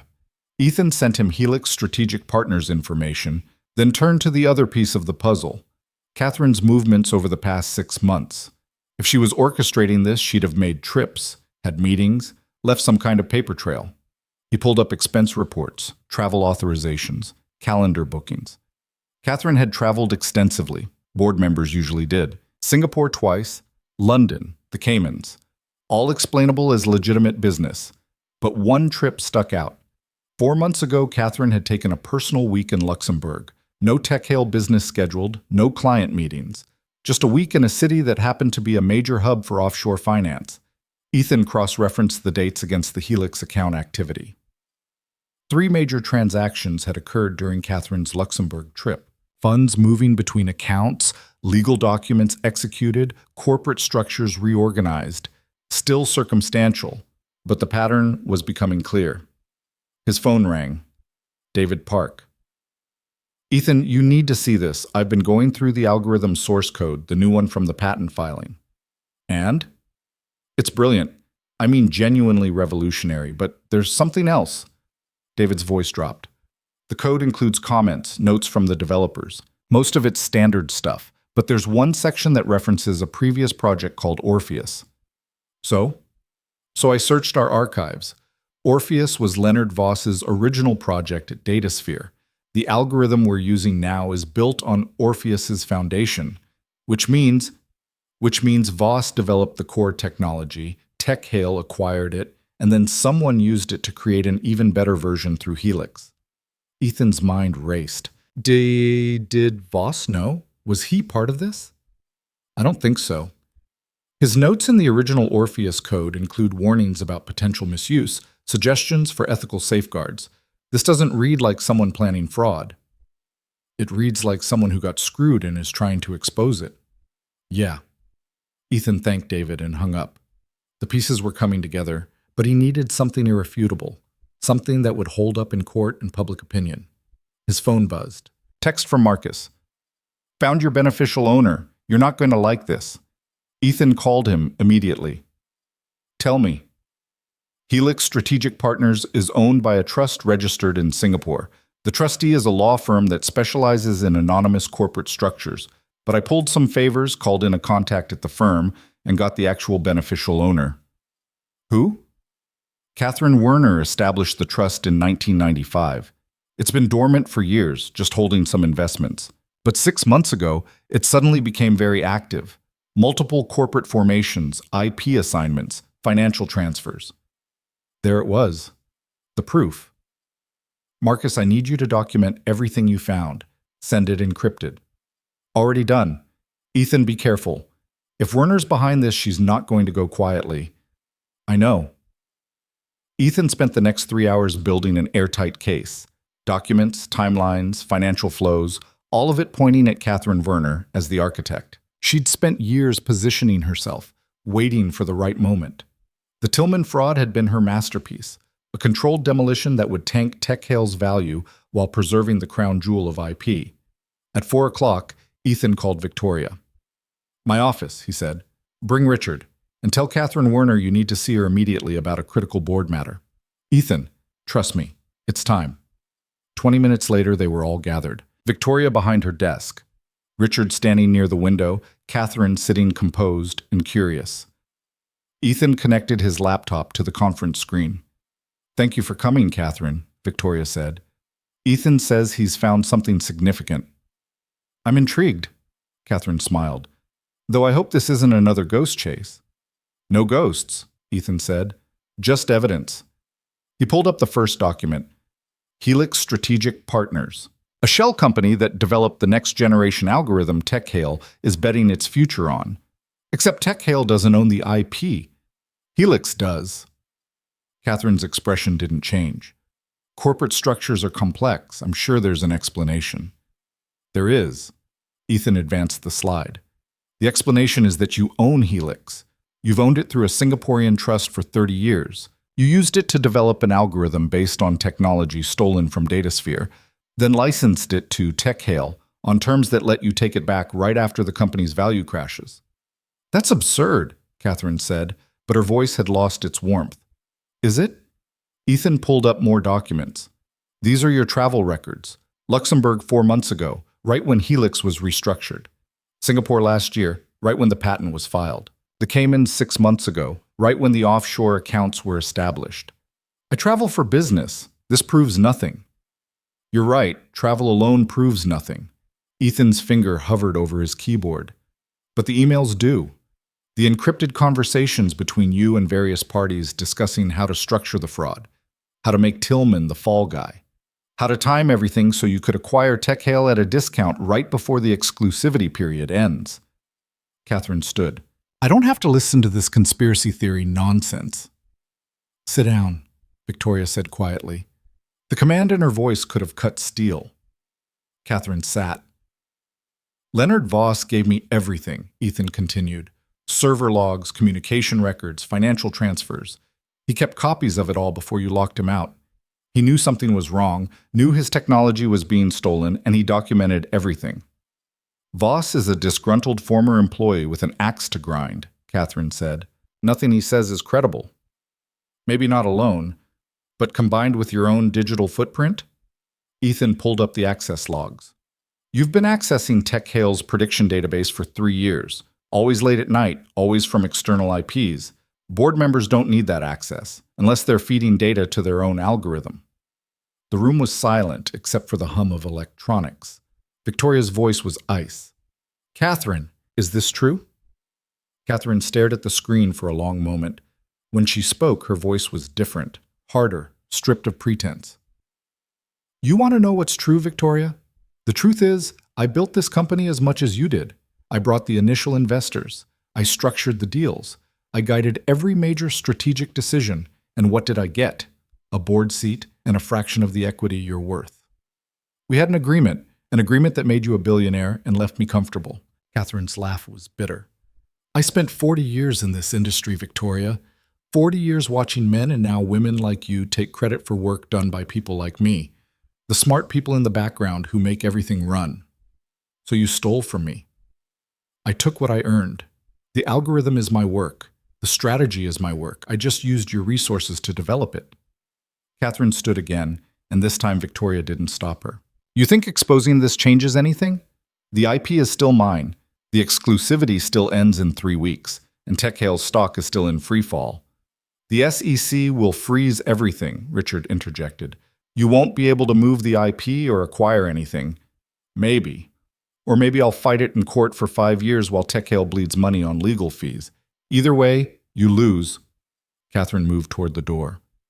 I'm leaving now. If you want to stop me, call security. Make a scene. Add to tomorrow's headlines. She reached for the door handle. I wouldn't, Ethan said quietly. Catherine paused. Why not?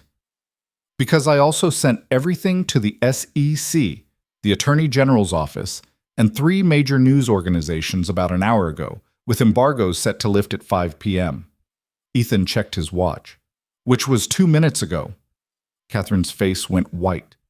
You're not walking away from this, Ethan continued. You're not restructuring or fighting in courts or playing the long game. You're done. The only question is whether you cooperate now and maybe get some consideration, or fight it and guarantee maximum prosecution. Catherine's hand dropped from the door handle. For the first time since Ethan had met her, she looked old, tired, defeated. I underestimated you, she said. Everyone does. It's how I get things done. Victoria's voice was quiet. Get out of my office, Catherine. And call your lawyer. You're going to need one. Catherine left without another word. The door closed behind her with a soft click. Silence filled the room. Then Richard let out a breath that sounded like he'd been holding it for an hour. That was the most insane thing I've ever witnessed. Is it over? Victoria asked. Please tell me it's over. The fraud part is over, Ethan said. Now comes the harder part. Rebuilding. The news broke like a dam bursting. By 6 p.m., every major outlet was running the story. Not just the Tillman fraud anymore, but the bigger conspiracy. Catherine Werner's decades-long con, the stolen IP, the orchestrated stock manipulation. Headlines screamed variations of the same theme: Tech Hale board member masterminded elaborate fraud, and Silicon Valley's biggest betrayal, and Ethan's personal favorite from a tabloid site, Billionaire's billion-dollar backstab. Ethan watched it unfold from his office, his phone ringing nonstop with interview requests he had no intention of taking. The SEC had agents in the building within an hour of the story breaking. The FBI showed up 30 minutes after that. Catherine Werner was arrested at her apartment in Tribeca at 7:15, the footage already going viral on social media. Victoria appeared in his doorway looking like she'd survived a war. "We need to talk." They went to her office, where Richard was already waiting with 3 laptops open and the exhausted expression of a man who'd been fielding legal emergencies for 12 straight hours. "The IP situation," Victoria said without preamble. "Can we recover it?" Richard nodded slowly. "Catherine's arrest gives us leverage. The patent was filed under fraudulent pretenses using stolen technology. We can challenge the ownership, especially with Voss's documentation proving the original algorithm was DataSphere's property, which Tech Hale acquired legitimately. How long? Months, maybe a year, but we'll win." Richard closed one of his laptops. "The bigger problem is client confidence. We've lost 18 accounts in the last 6 hours. Major ones. They're scared the entire platform is compromised." "Is it?" Victoria looked at Ethan. "No. The core technology is sound. David Park's been running diagnostics all day. The algorithm works exactly as designed when you remove the fraudulent data feeds." Ethan pulled up his own analysis on her screen. "The problem isn't capability, it's trust. Nobody believes us right now. So how do we rebuild trust?" "Transparency.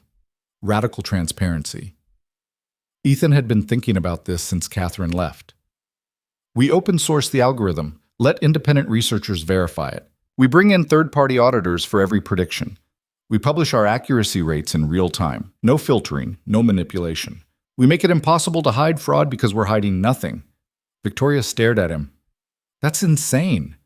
Our IP is our competitive advantage. Your IP almost destroyed your company, and it will destroy it if clients don't trust the results." Ethan leaned forward. "Right now, Tech Hale is synonymous with fraud. The only way to change that is to prove you're different, that you're not protecting secrets because you don't have any. Every competitor will copy our approach. Let them. You'll still have first-mover advantage, better infrastructure, and a team that knows the system inside out." Ethan pulled up market analysis. "Plus, you'll have something none of them can replicate: credibility. You'll be the company that chose integrity over profit. In this market, after the scandal, that's worth more than any algorithm." Richard was nodding. "He's right. We need a grand gesture, something that proves we've changed fundamentally." Victoria walked to her window, staring out at the city lights. The silence stretched long enough that Ethan wondered if he'd pushed too hard, asked for too much. Then she turned back. "Fine, we open source everything, full transparency, but I want safeguards. Independent verification boards, academic oversight, the works. If we're doing this, we're doing it right." "Agreed," Ethan said. "And I want you leading it, not just as chief risk officer. I'm making you chief operating officer, Tillman's old position."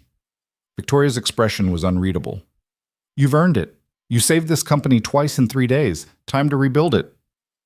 Ethan felt the weight of it settle on his shoulders. COO of a billion-dollar company. Him, the guy who'd been changing oil filters a week ago. "I don't know if I'm qualified for that." "Neither did I when I started this company. You learn by doing." Victoria's voice softened slightly. "Besides, you're the only person here I trust completely. Everyone else has been compromised by proximity to the fraud. You're clean, you're honest, and apparently you're brilliant at finding problems nobody else sees." "I have a 9-year-old daughter. I can't work 100-hour weeks." "So don't. Build a team, delegate, Work smart instead of hard. I need your brain, not your physical presence every minute. Victoria extended her hand. Yes or no, Ethan? Are you in? He thought about Riley, about the life he could give her now, about whether he could actually do this job or if he was setting himself up for spectacular failure. Then he shook Victoria's hand. I'm in. The next 3 months were chaos organized into something resembling progress. Ethan hired a team of analysts, most of them people who'd been forced out of the industry for similar reasons to his own: life circumstances, family obligations, the inability to sacrifice everything for career advancement. He built a culture around flexibility and results instead of face time and performative dedication. People worked from home when they needed to. They left for school pickups and doctor appointments. And somehow, impossibly, productivity went up. David Park became his right hand, the technical genius who could translate Ethan's strategic vision into actual code and systems. Together, they rebuilt TechHale's infrastructure from scratch, stripping out every piece of corruption and replacing it with transparency. The open source announcement had been met with skepticism at first. Competitors called it a desperate PR move. Industry analysts predicted disaster. But then independent researchers started verifying the algorithm's accuracy. Academic institutions began publishing studies confirming TechHale's methods, and slowly, grudgingly, trust started to rebuild. Clients trickled back. Not all of them, but enough. New clients signed on, attracted by the transparency they couldn't find elsewhere. The stock price stabilized, then started climbing. Not to its previous heights, but upward momentum was upward momentum. Catherine Werner's trial became a media spectacle. Her lawyers tried every defense. She was a visionary, unfairly punished for ambition. She was defending her intellectual contributions. She was the victim of sexist corporate structures. None of it worked. The evidence was overwhelming. In the end, she took a plea deal. 15 years for fraud, conspiracy, and corporate espionage. She'd be 73 when she got out, if she lived that long. Marcus Tillman got 12 years. His lawyers had argued he was a pawn in Catherine's scheme, which was partially true. But he'd still stolen $40 million, and judges tended to frown on that regardless of who'd been pulling strings. Leonard Voss got immunity in exchange for his testimony and documentation. Victoria hired him as a special consultant, paying him more in 6 months than he'd made in his entire career. He deserved it. Without his paranoid record-keeping, Catherine would have gotten away clean. The whole thing was messy and complicated and imperfect, which felt appropriate. Real life didn't wrap up with neat bows and perfect resolutions. It lurched forward through small victories and partial solutions, and a lot of people doing their best with incomplete information. 6 months after the penthouse party, Ethan stood in a different kind of gathering. Not billionaires and champagne, but TechHale employees celebrating the company's first profitable quarter since the scandal. They'd rented out a restaurant in Brooklyn, nothing fancy, just good food and better company. Riley was there, having convinced Ethan that she was old enough to see where he worked. She was currently explaining to David Park why dragons would make terrible pets because of fire safety regulations, and David was listening with genuine interest. Marcus Webb appeared at Ethan's shoulder with 2 beers. Your kid's a trip. She's something. Ethan took the beer gratefully. Thanks again for the intel on Catherine. Couldn't have nailed her without it. Please, you did the heavy lifting. I just made some calls. Marcus clinked his bottle against Ethan's. So how does it feel, being a corporate executive? Missing the garage yet? Sometimes. Engines were simpler than people. Ethan took a sip. But this is good. Different, but good. And Riley's adjusting okay. New apartment, new school, all the changes? Ethan smiled. She's thriving. Turns out having financial security and a parent who isn't stressed about making rent does wonders for a kid's well-being. Who knew? They'd moved 2 months ago to a 3-bedroom in a better neighborhood. Nothing extravagant. Ethan wasn't trying to live like Victoria, but clean, safe, with good schools and a park nearby. Riley had her own room, decorated with space posters and dragon books. Ethan had a home office. And Mrs. Chen visited every Sunday for dumplings, because some traditions mattered more than addresses. Victoria found them near the bar. She'd changed since the scandal in ways both obvious and subtle. Still driven, still brilliant, but with an edge of humility that hadn't been there before. Getting betrayed by your co-founder and a trusted board member did that to people. Ethan, Can I borrow you for a minute? They stepped out to the restaurant's back patio, where the Brooklyn skyline glittered like a promise. The board met this afternoon, Victoria said. We've been discussing long-term strategy, rebuilding our reputation, positioning for growth. And they want to make you president, not just COO. Full operational control while I focus on vision and technology. Victoria studied his reaction. It comes with equity, significant equity. You'd be the second largest shareholder after me. Ethan's brain stuttered. President of Tech Hale Industries. Him. I don't know what to say. Say yes. Say no. Take time to think about it. Victoria leaned against the railing. But I want you to know why I'm offering it. Not because you exposed the fraud, though that helped. Not because you're brilliant, though you are. But because you're the only person I've met in this industry who actually cares about doing the right thing more than looking successful. Plenty of people care about doing the right thing. Caring isn't the same as acting. You act, even when it's hard, even when it costs you, even when everyone thinks you're crazy. Victoria's voice was quiet. That party 6 months ago? When I pulled you up on stage to mock you? I was everything wrong with this industry. Arrogant, cruel, convinced my success meant I was better than people like you. And you could have just taken the job, taken the money, kept your head down. Instead, you kept digging until you found every piece of rot and burned it all down. I just did what needed doing. Exactly. That's what makes you different. Victoria turned to face him fully. Look, I know you didn't want this life. You wanted to be home with your daughter, fixing cars, living simple. And I'm offering you the opposite. More responsibility, more pressure, more spotlight. So if you say no, I get it. But if you say yes, I think we could build something real. Something that proves companies can be profitable without being predatory. Ethan thought about it, about the garage and the simplicity he'd lost, about Riley, and whether this was the example he wanted to set, chasing success or choosing presence, about whether he could actually do this job, or if he was one lucky fraud exposure away from being exposed as a fraud himself. Then he thought about the team he'd built. People like David who'd found purpose again. Employees who came to work excited instead of terrified. Clients who were getting honest service instead of manipulated results. The small signs that Tech Hale was becoming what it should have been from the start. I'll do it, Ethan said, on one condition.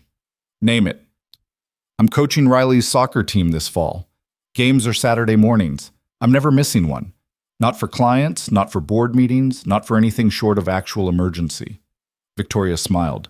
Deal, though I reserve the right to come watch. I've never seen 9-year-old soccer. Sounds entertaining. It's chaos in tiny cleats. Perfect. They shook hands for the third time in 6 months, and each time it had meant something different. The first had been desperation and opportunity. The second had been trust and crisis. This one felt like partnership.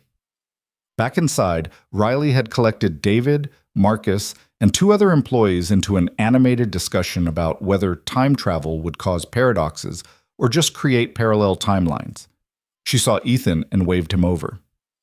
Dad, David says the grandfather paradox is unsolvable, but I think quantum mechanics fixes it. Tell him I'm right. I have no idea who's right. That's way above my pay grade. You're the president, David said with a grin that suggested Victoria had already told the team. Everything's your pay grade now. Riley's eyes went wide. Wait, you're the president? Like, of the company? Apparently. Does that mean you're really important? Ethan knelt down to her level. It means I have more responsibility. But the most important job I have is still being your dad. That doesn't change. Riley considered this with the seriousness she brought to everything. Okay, but can we get a dog now? Since we have the bigger apartment and you're the president. Everyone laughed. Ethan pulled her into a hug. We'll talk about it. That still means no. That means we'll talk about it. The party continued into the night. People traded stories, made toasts, celebrated survival and second chances. Ethan found himself talking with employees he barely knew, learning their stories, understanding how the scandal had affected them personally. Some had almost quit. Others had fought to stay, believing in what Tech Hale could be. Around 10, Victoria clinked a glass to get everyone's attention. The room quieted. I'm not good at speeches, she started, which made several people laugh because Victoria was excellent at speeches. But I want to say something about the last 6 months. We went through hell. We lost clients, we lost money, we lost people we thought we could trust. Some of you probably updated your resumes. I wouldn't blame you. Murmurs of acknowledgement rippled through the room.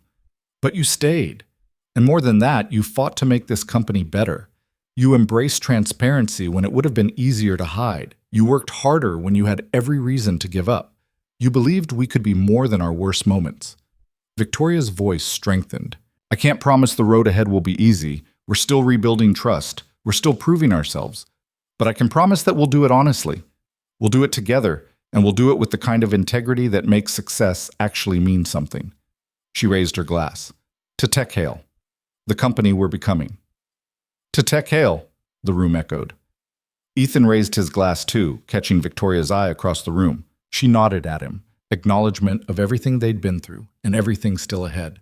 Later, after most people had left and Riley had fallen asleep on a restaurant bench using Ethan's jacket as a pillow, he sat with Victoria and David on the patio.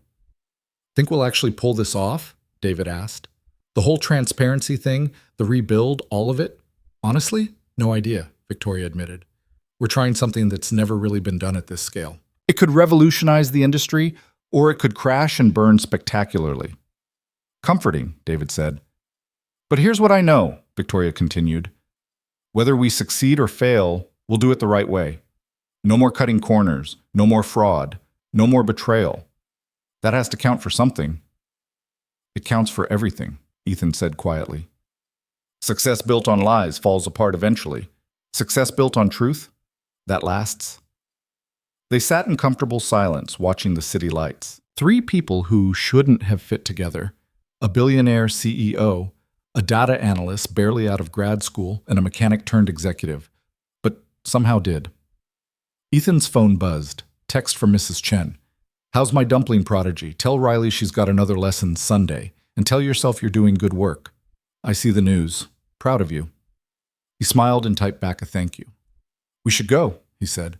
Riley needs actual sleep, not restaurant bench sleep. Victoria stood. Same time next month? Team dinner tradition? Absolutely. Ethan carefully scooped up Riley, who mumbled something about dragons and quarterly reports without waking up fully.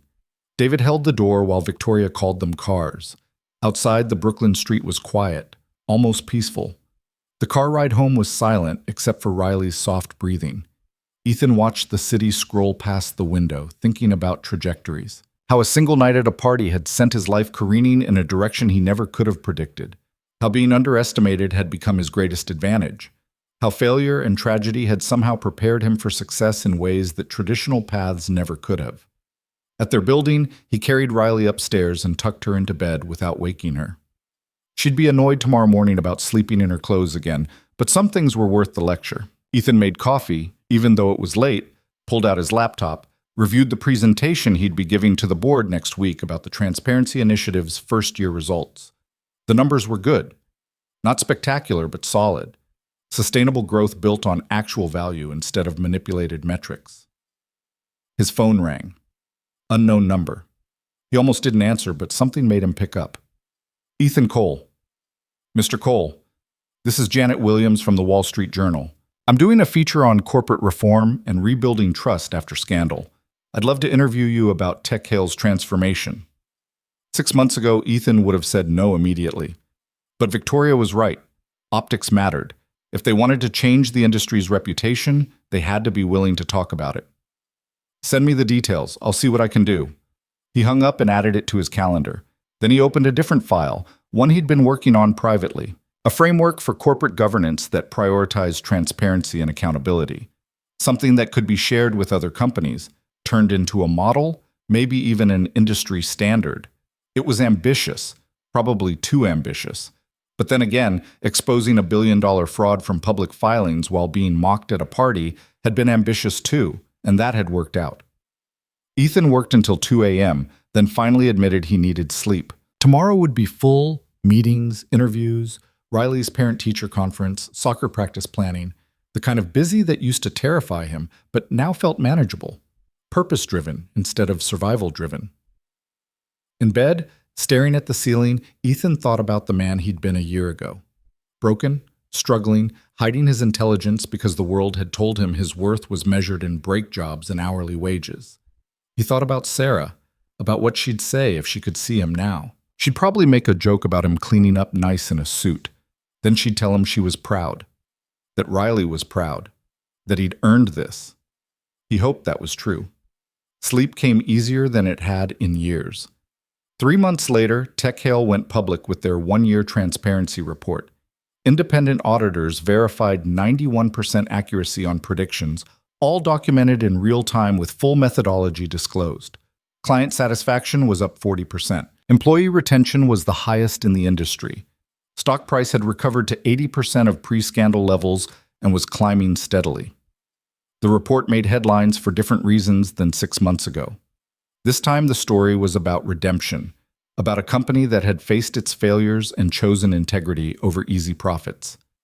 Ethan did the Wall Street Journal interview, then Bloomberg, then a feature on 60 Minutes that Riley watched with intense pride, pointing at the screen whenever her dad appeared and announcing, "That's my dad," to anyone who'd listen. Other companies started reaching out, asking how TechHale had implemented their transparency framework. Ethan shared everything freely, because the whole point was proving that success didn't require deception. Some companies adopted modified versions. Others ignored it completely. But the conversation had shifted, and that mattered. The industry started changing, slowly, grudgingly, but changing. Other firms announced transparency initiatives, though most were half measures and PR stunts. A few were genuine. Those were the ones Ethan reached out to, offering to share what TechHale had learned, building a coalition of companies that believed business could be both profitable and ethical. It wasn't revolution, but it was progress. On a Saturday morning in early fall, Ethan stood on a soccer field watching Riley's team absolutely demolish their opponents 7-2. Riley scored twice and assisted on 3 others, her gap-toothed grin visible from halfway across the field every time she made a good play. Victoria sat in the folding chair next to him, coffee in hand, looking bemused by the chaos of 9-year-olds playing soccer. "This is adorable," she said. "This is Riley dominating her competition. There's a difference." "Fair point."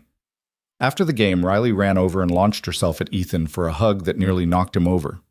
"Did you see? Did you see my goal?" "I saw both of them. You were amazing. Can we get pizza? The team always gets pizza after wins." "Yeah, we can get pizza." Riley ran off to celebrate with her teammates. Victoria stood, brushed grass off her jeans. "You know what's funny?" she said. 6 months ago, I would have said this was a waste of your Saturday, that you should be working, building, grinding. But watching you with her? This is the most important work you do. Took me a while to figure that out, too. Well, for what it's worth, you're good at both. The work and the dad thing. Victoria smiled. Same time Monday? Budget review meeting? I'll be there. She left. Ethan watched Riley celebrate with her team, all of them jumping around like they'd won the World Cup instead of a recreational league game. Pure joy, untainted by cynicism or calculation. That was the thing about kids. They reminded you what mattered, not the job title or the stock price or the headlines, the moments, the connections, the small victories that added up to a life worth living. His phone buzzed. Email from the New York Times requesting comment on a story about corporate governance reform. Another from a venture capital firm asking if he'd consult on their due diligence process. A third from a university inviting him to speak at their business school about ethics and leadership. Ethan skimmed them, made notes to respond Monday, then put his phone away. Right now was Riley's time. Work could wait. They got pizza with the team, then went home where Riley immediately wanted to practice more soccer in the park. Ethan obliged, even though his knees weren't built for this much activity anymore. She ran circles around him while explaining her strategy for the next game, a complex plan involving passing patterns and defensive positioning that was probably too sophisticated for 4th-grade soccer, but showed she'd inherited his analytical brain. That evening, after Riley was asleep, Ethan sat on their apartment's small balcony with a beer and his laptop. The city stretched out before him, millions of lights representing millions of lives, each one a story as complex as his own. He opened a new document, started writing down everything he'd learned over the past year, not for publication or presentation, just for himself. A record of how a grease-stained mechanic had stumbled into exposing corporate fraud and somehow ended up running the company. The lessons were simple but hard-won. Tell the truth even when it costs you. Trust your instincts even when everyone says you're wrong. Intelligence and courage don't come from status. They come from persistence and honesty. Being underestimated isn't weakness, it's advantage, because people who don't see you coming can't defend against what you're about to do. And most importantly, your worth isn't determined by your worst moments or your current circumstances. It's determined by what you do when given the chance to be more. Ethan had been given that chance. He'd taken it, and now, impossibly, he was building something that mattered. His phone rang. Riley's school, which was weird for a Saturday night. He answered worried. "Mr. Cole? This is Principal Martinez. I'm calling because Riley won the district science fair. Her project on algorithm bias and decision-making was extraordinary. The judges were unanimous." Ethan felt pride swell in his chest. "That's amazing. Thank you for calling. She mentioned you helped her with the research. That's wonderful. She's a remarkable student, Mr. Cole. You're raising an exceptional young woman." After he hung up, Ethan sat in the dark for a long time, thinking about Riley and her future, about the opportunities she'd have that he'd fought to create, about how she'd never have to choose between intelligence and survival the way he had. That was worth everything. The stress, the pressure, the spotlight, all of it. If his story could give Riley a better starting point, then every difficult decision had been worth making. The next morning, Riley burst into his room at 7 a.m., waving her phone. "Dad, Principal Martinez called you. We won. I won the science fair." "I know, kiddo. She called last night. I was going to tell you at breakfast." "Can we celebrate? Can we do something special? What do you want to do?" Riley thought about it with exaggerated seriousness. "Can we invite Mrs. Chen for dumplings? And maybe David? And Victoria? And make it a party?" "You want to throw a party to celebrate your science fair win?" "Yeah, because you taught me the research stuff, and Mrs. Chen taught me persistence, and David explained the math, and Victoria let you have time to help me, so we all won together."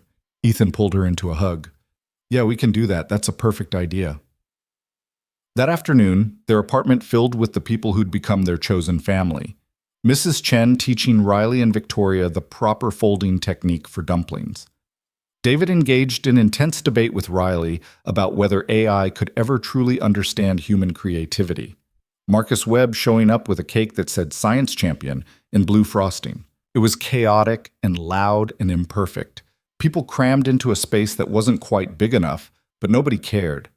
They were celebrating Riley, and by extension, celebrating survival and second chances and the strange paths that led people to exactly where they needed to be.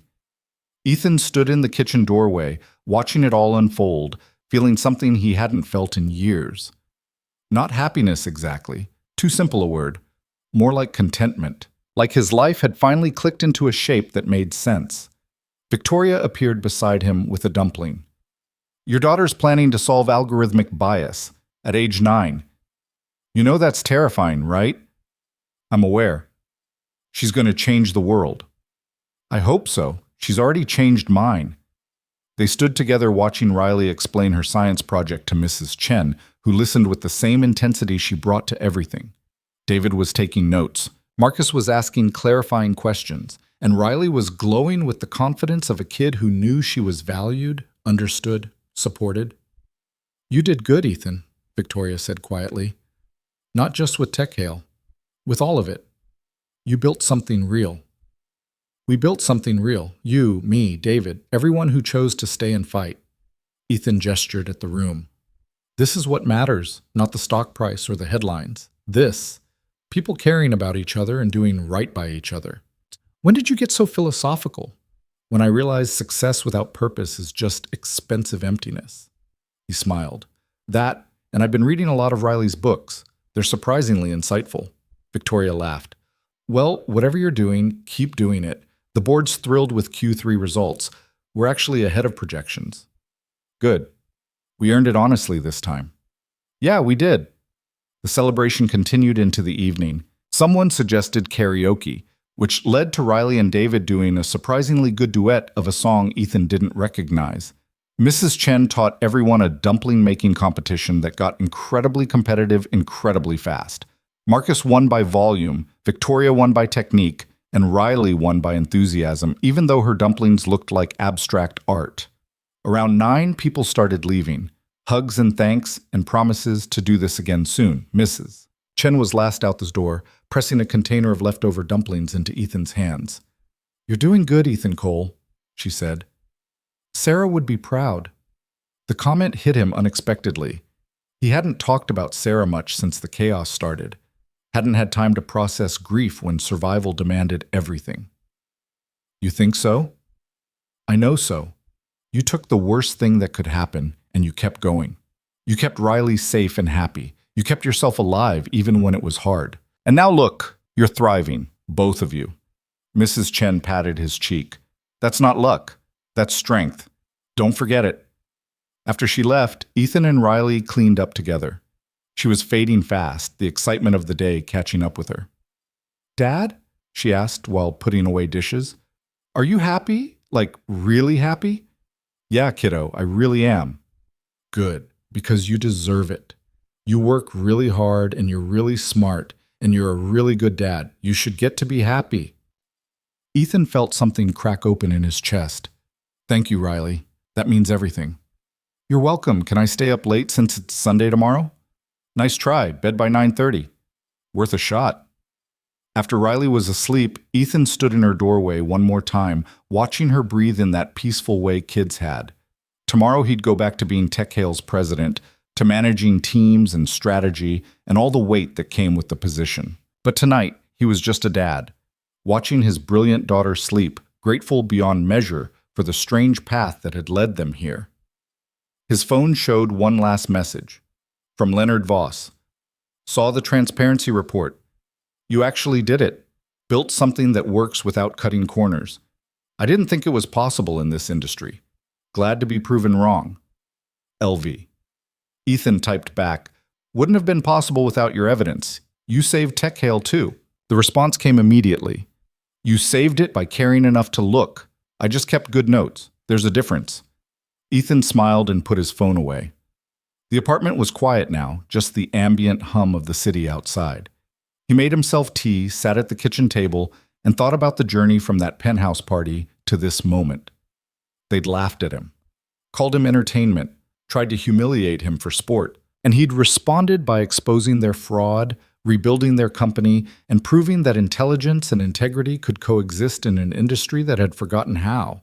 Not bad for a mechanic in a borrowed sport coat. Ethan raised his teacup to the empty room. "To underestimation," he said quietly, "the gift that keeps on giving." Then he finished his tea, checked on Riley one more time, and went to bed. Tomorrow would bring new challenges, new problems to solve, new opportunities to prove that doing things the right way could actually work. But that was tomorrow. Tonight he was just Ethan Cole, dad, executive, former mechanic, accidental whistleblower, and he was exactly where he needed to be. The city lights glittered outside his window like scattered stars, each one representing a life, a story, a chance for redemption. Somewhere out there, someone else was struggling. Someone else was being underestimated. Someone else was wondering if they could come back from failure and build something that mattered. Ethan hoped they'd find the courage to try. Because if his story proved anything, it was that your past didn't define your future. Your circumstances didn't determine your worth. And being dismissed by people who should have known better wasn't defeat.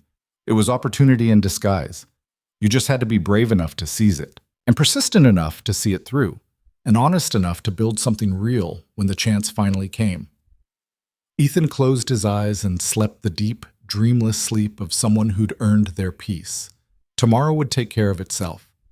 Tonight was for rest. And maybe, just maybe, for believing that second chances were real and that one person choosing truth over comfort could change everything. The story of Ethan Cole, the underestimated genius who turned a room of mockery into his greatest victory, was still being written. But this chapter, the one about survival and redemption and building something worth keeping, had a happy ending. And that was enough.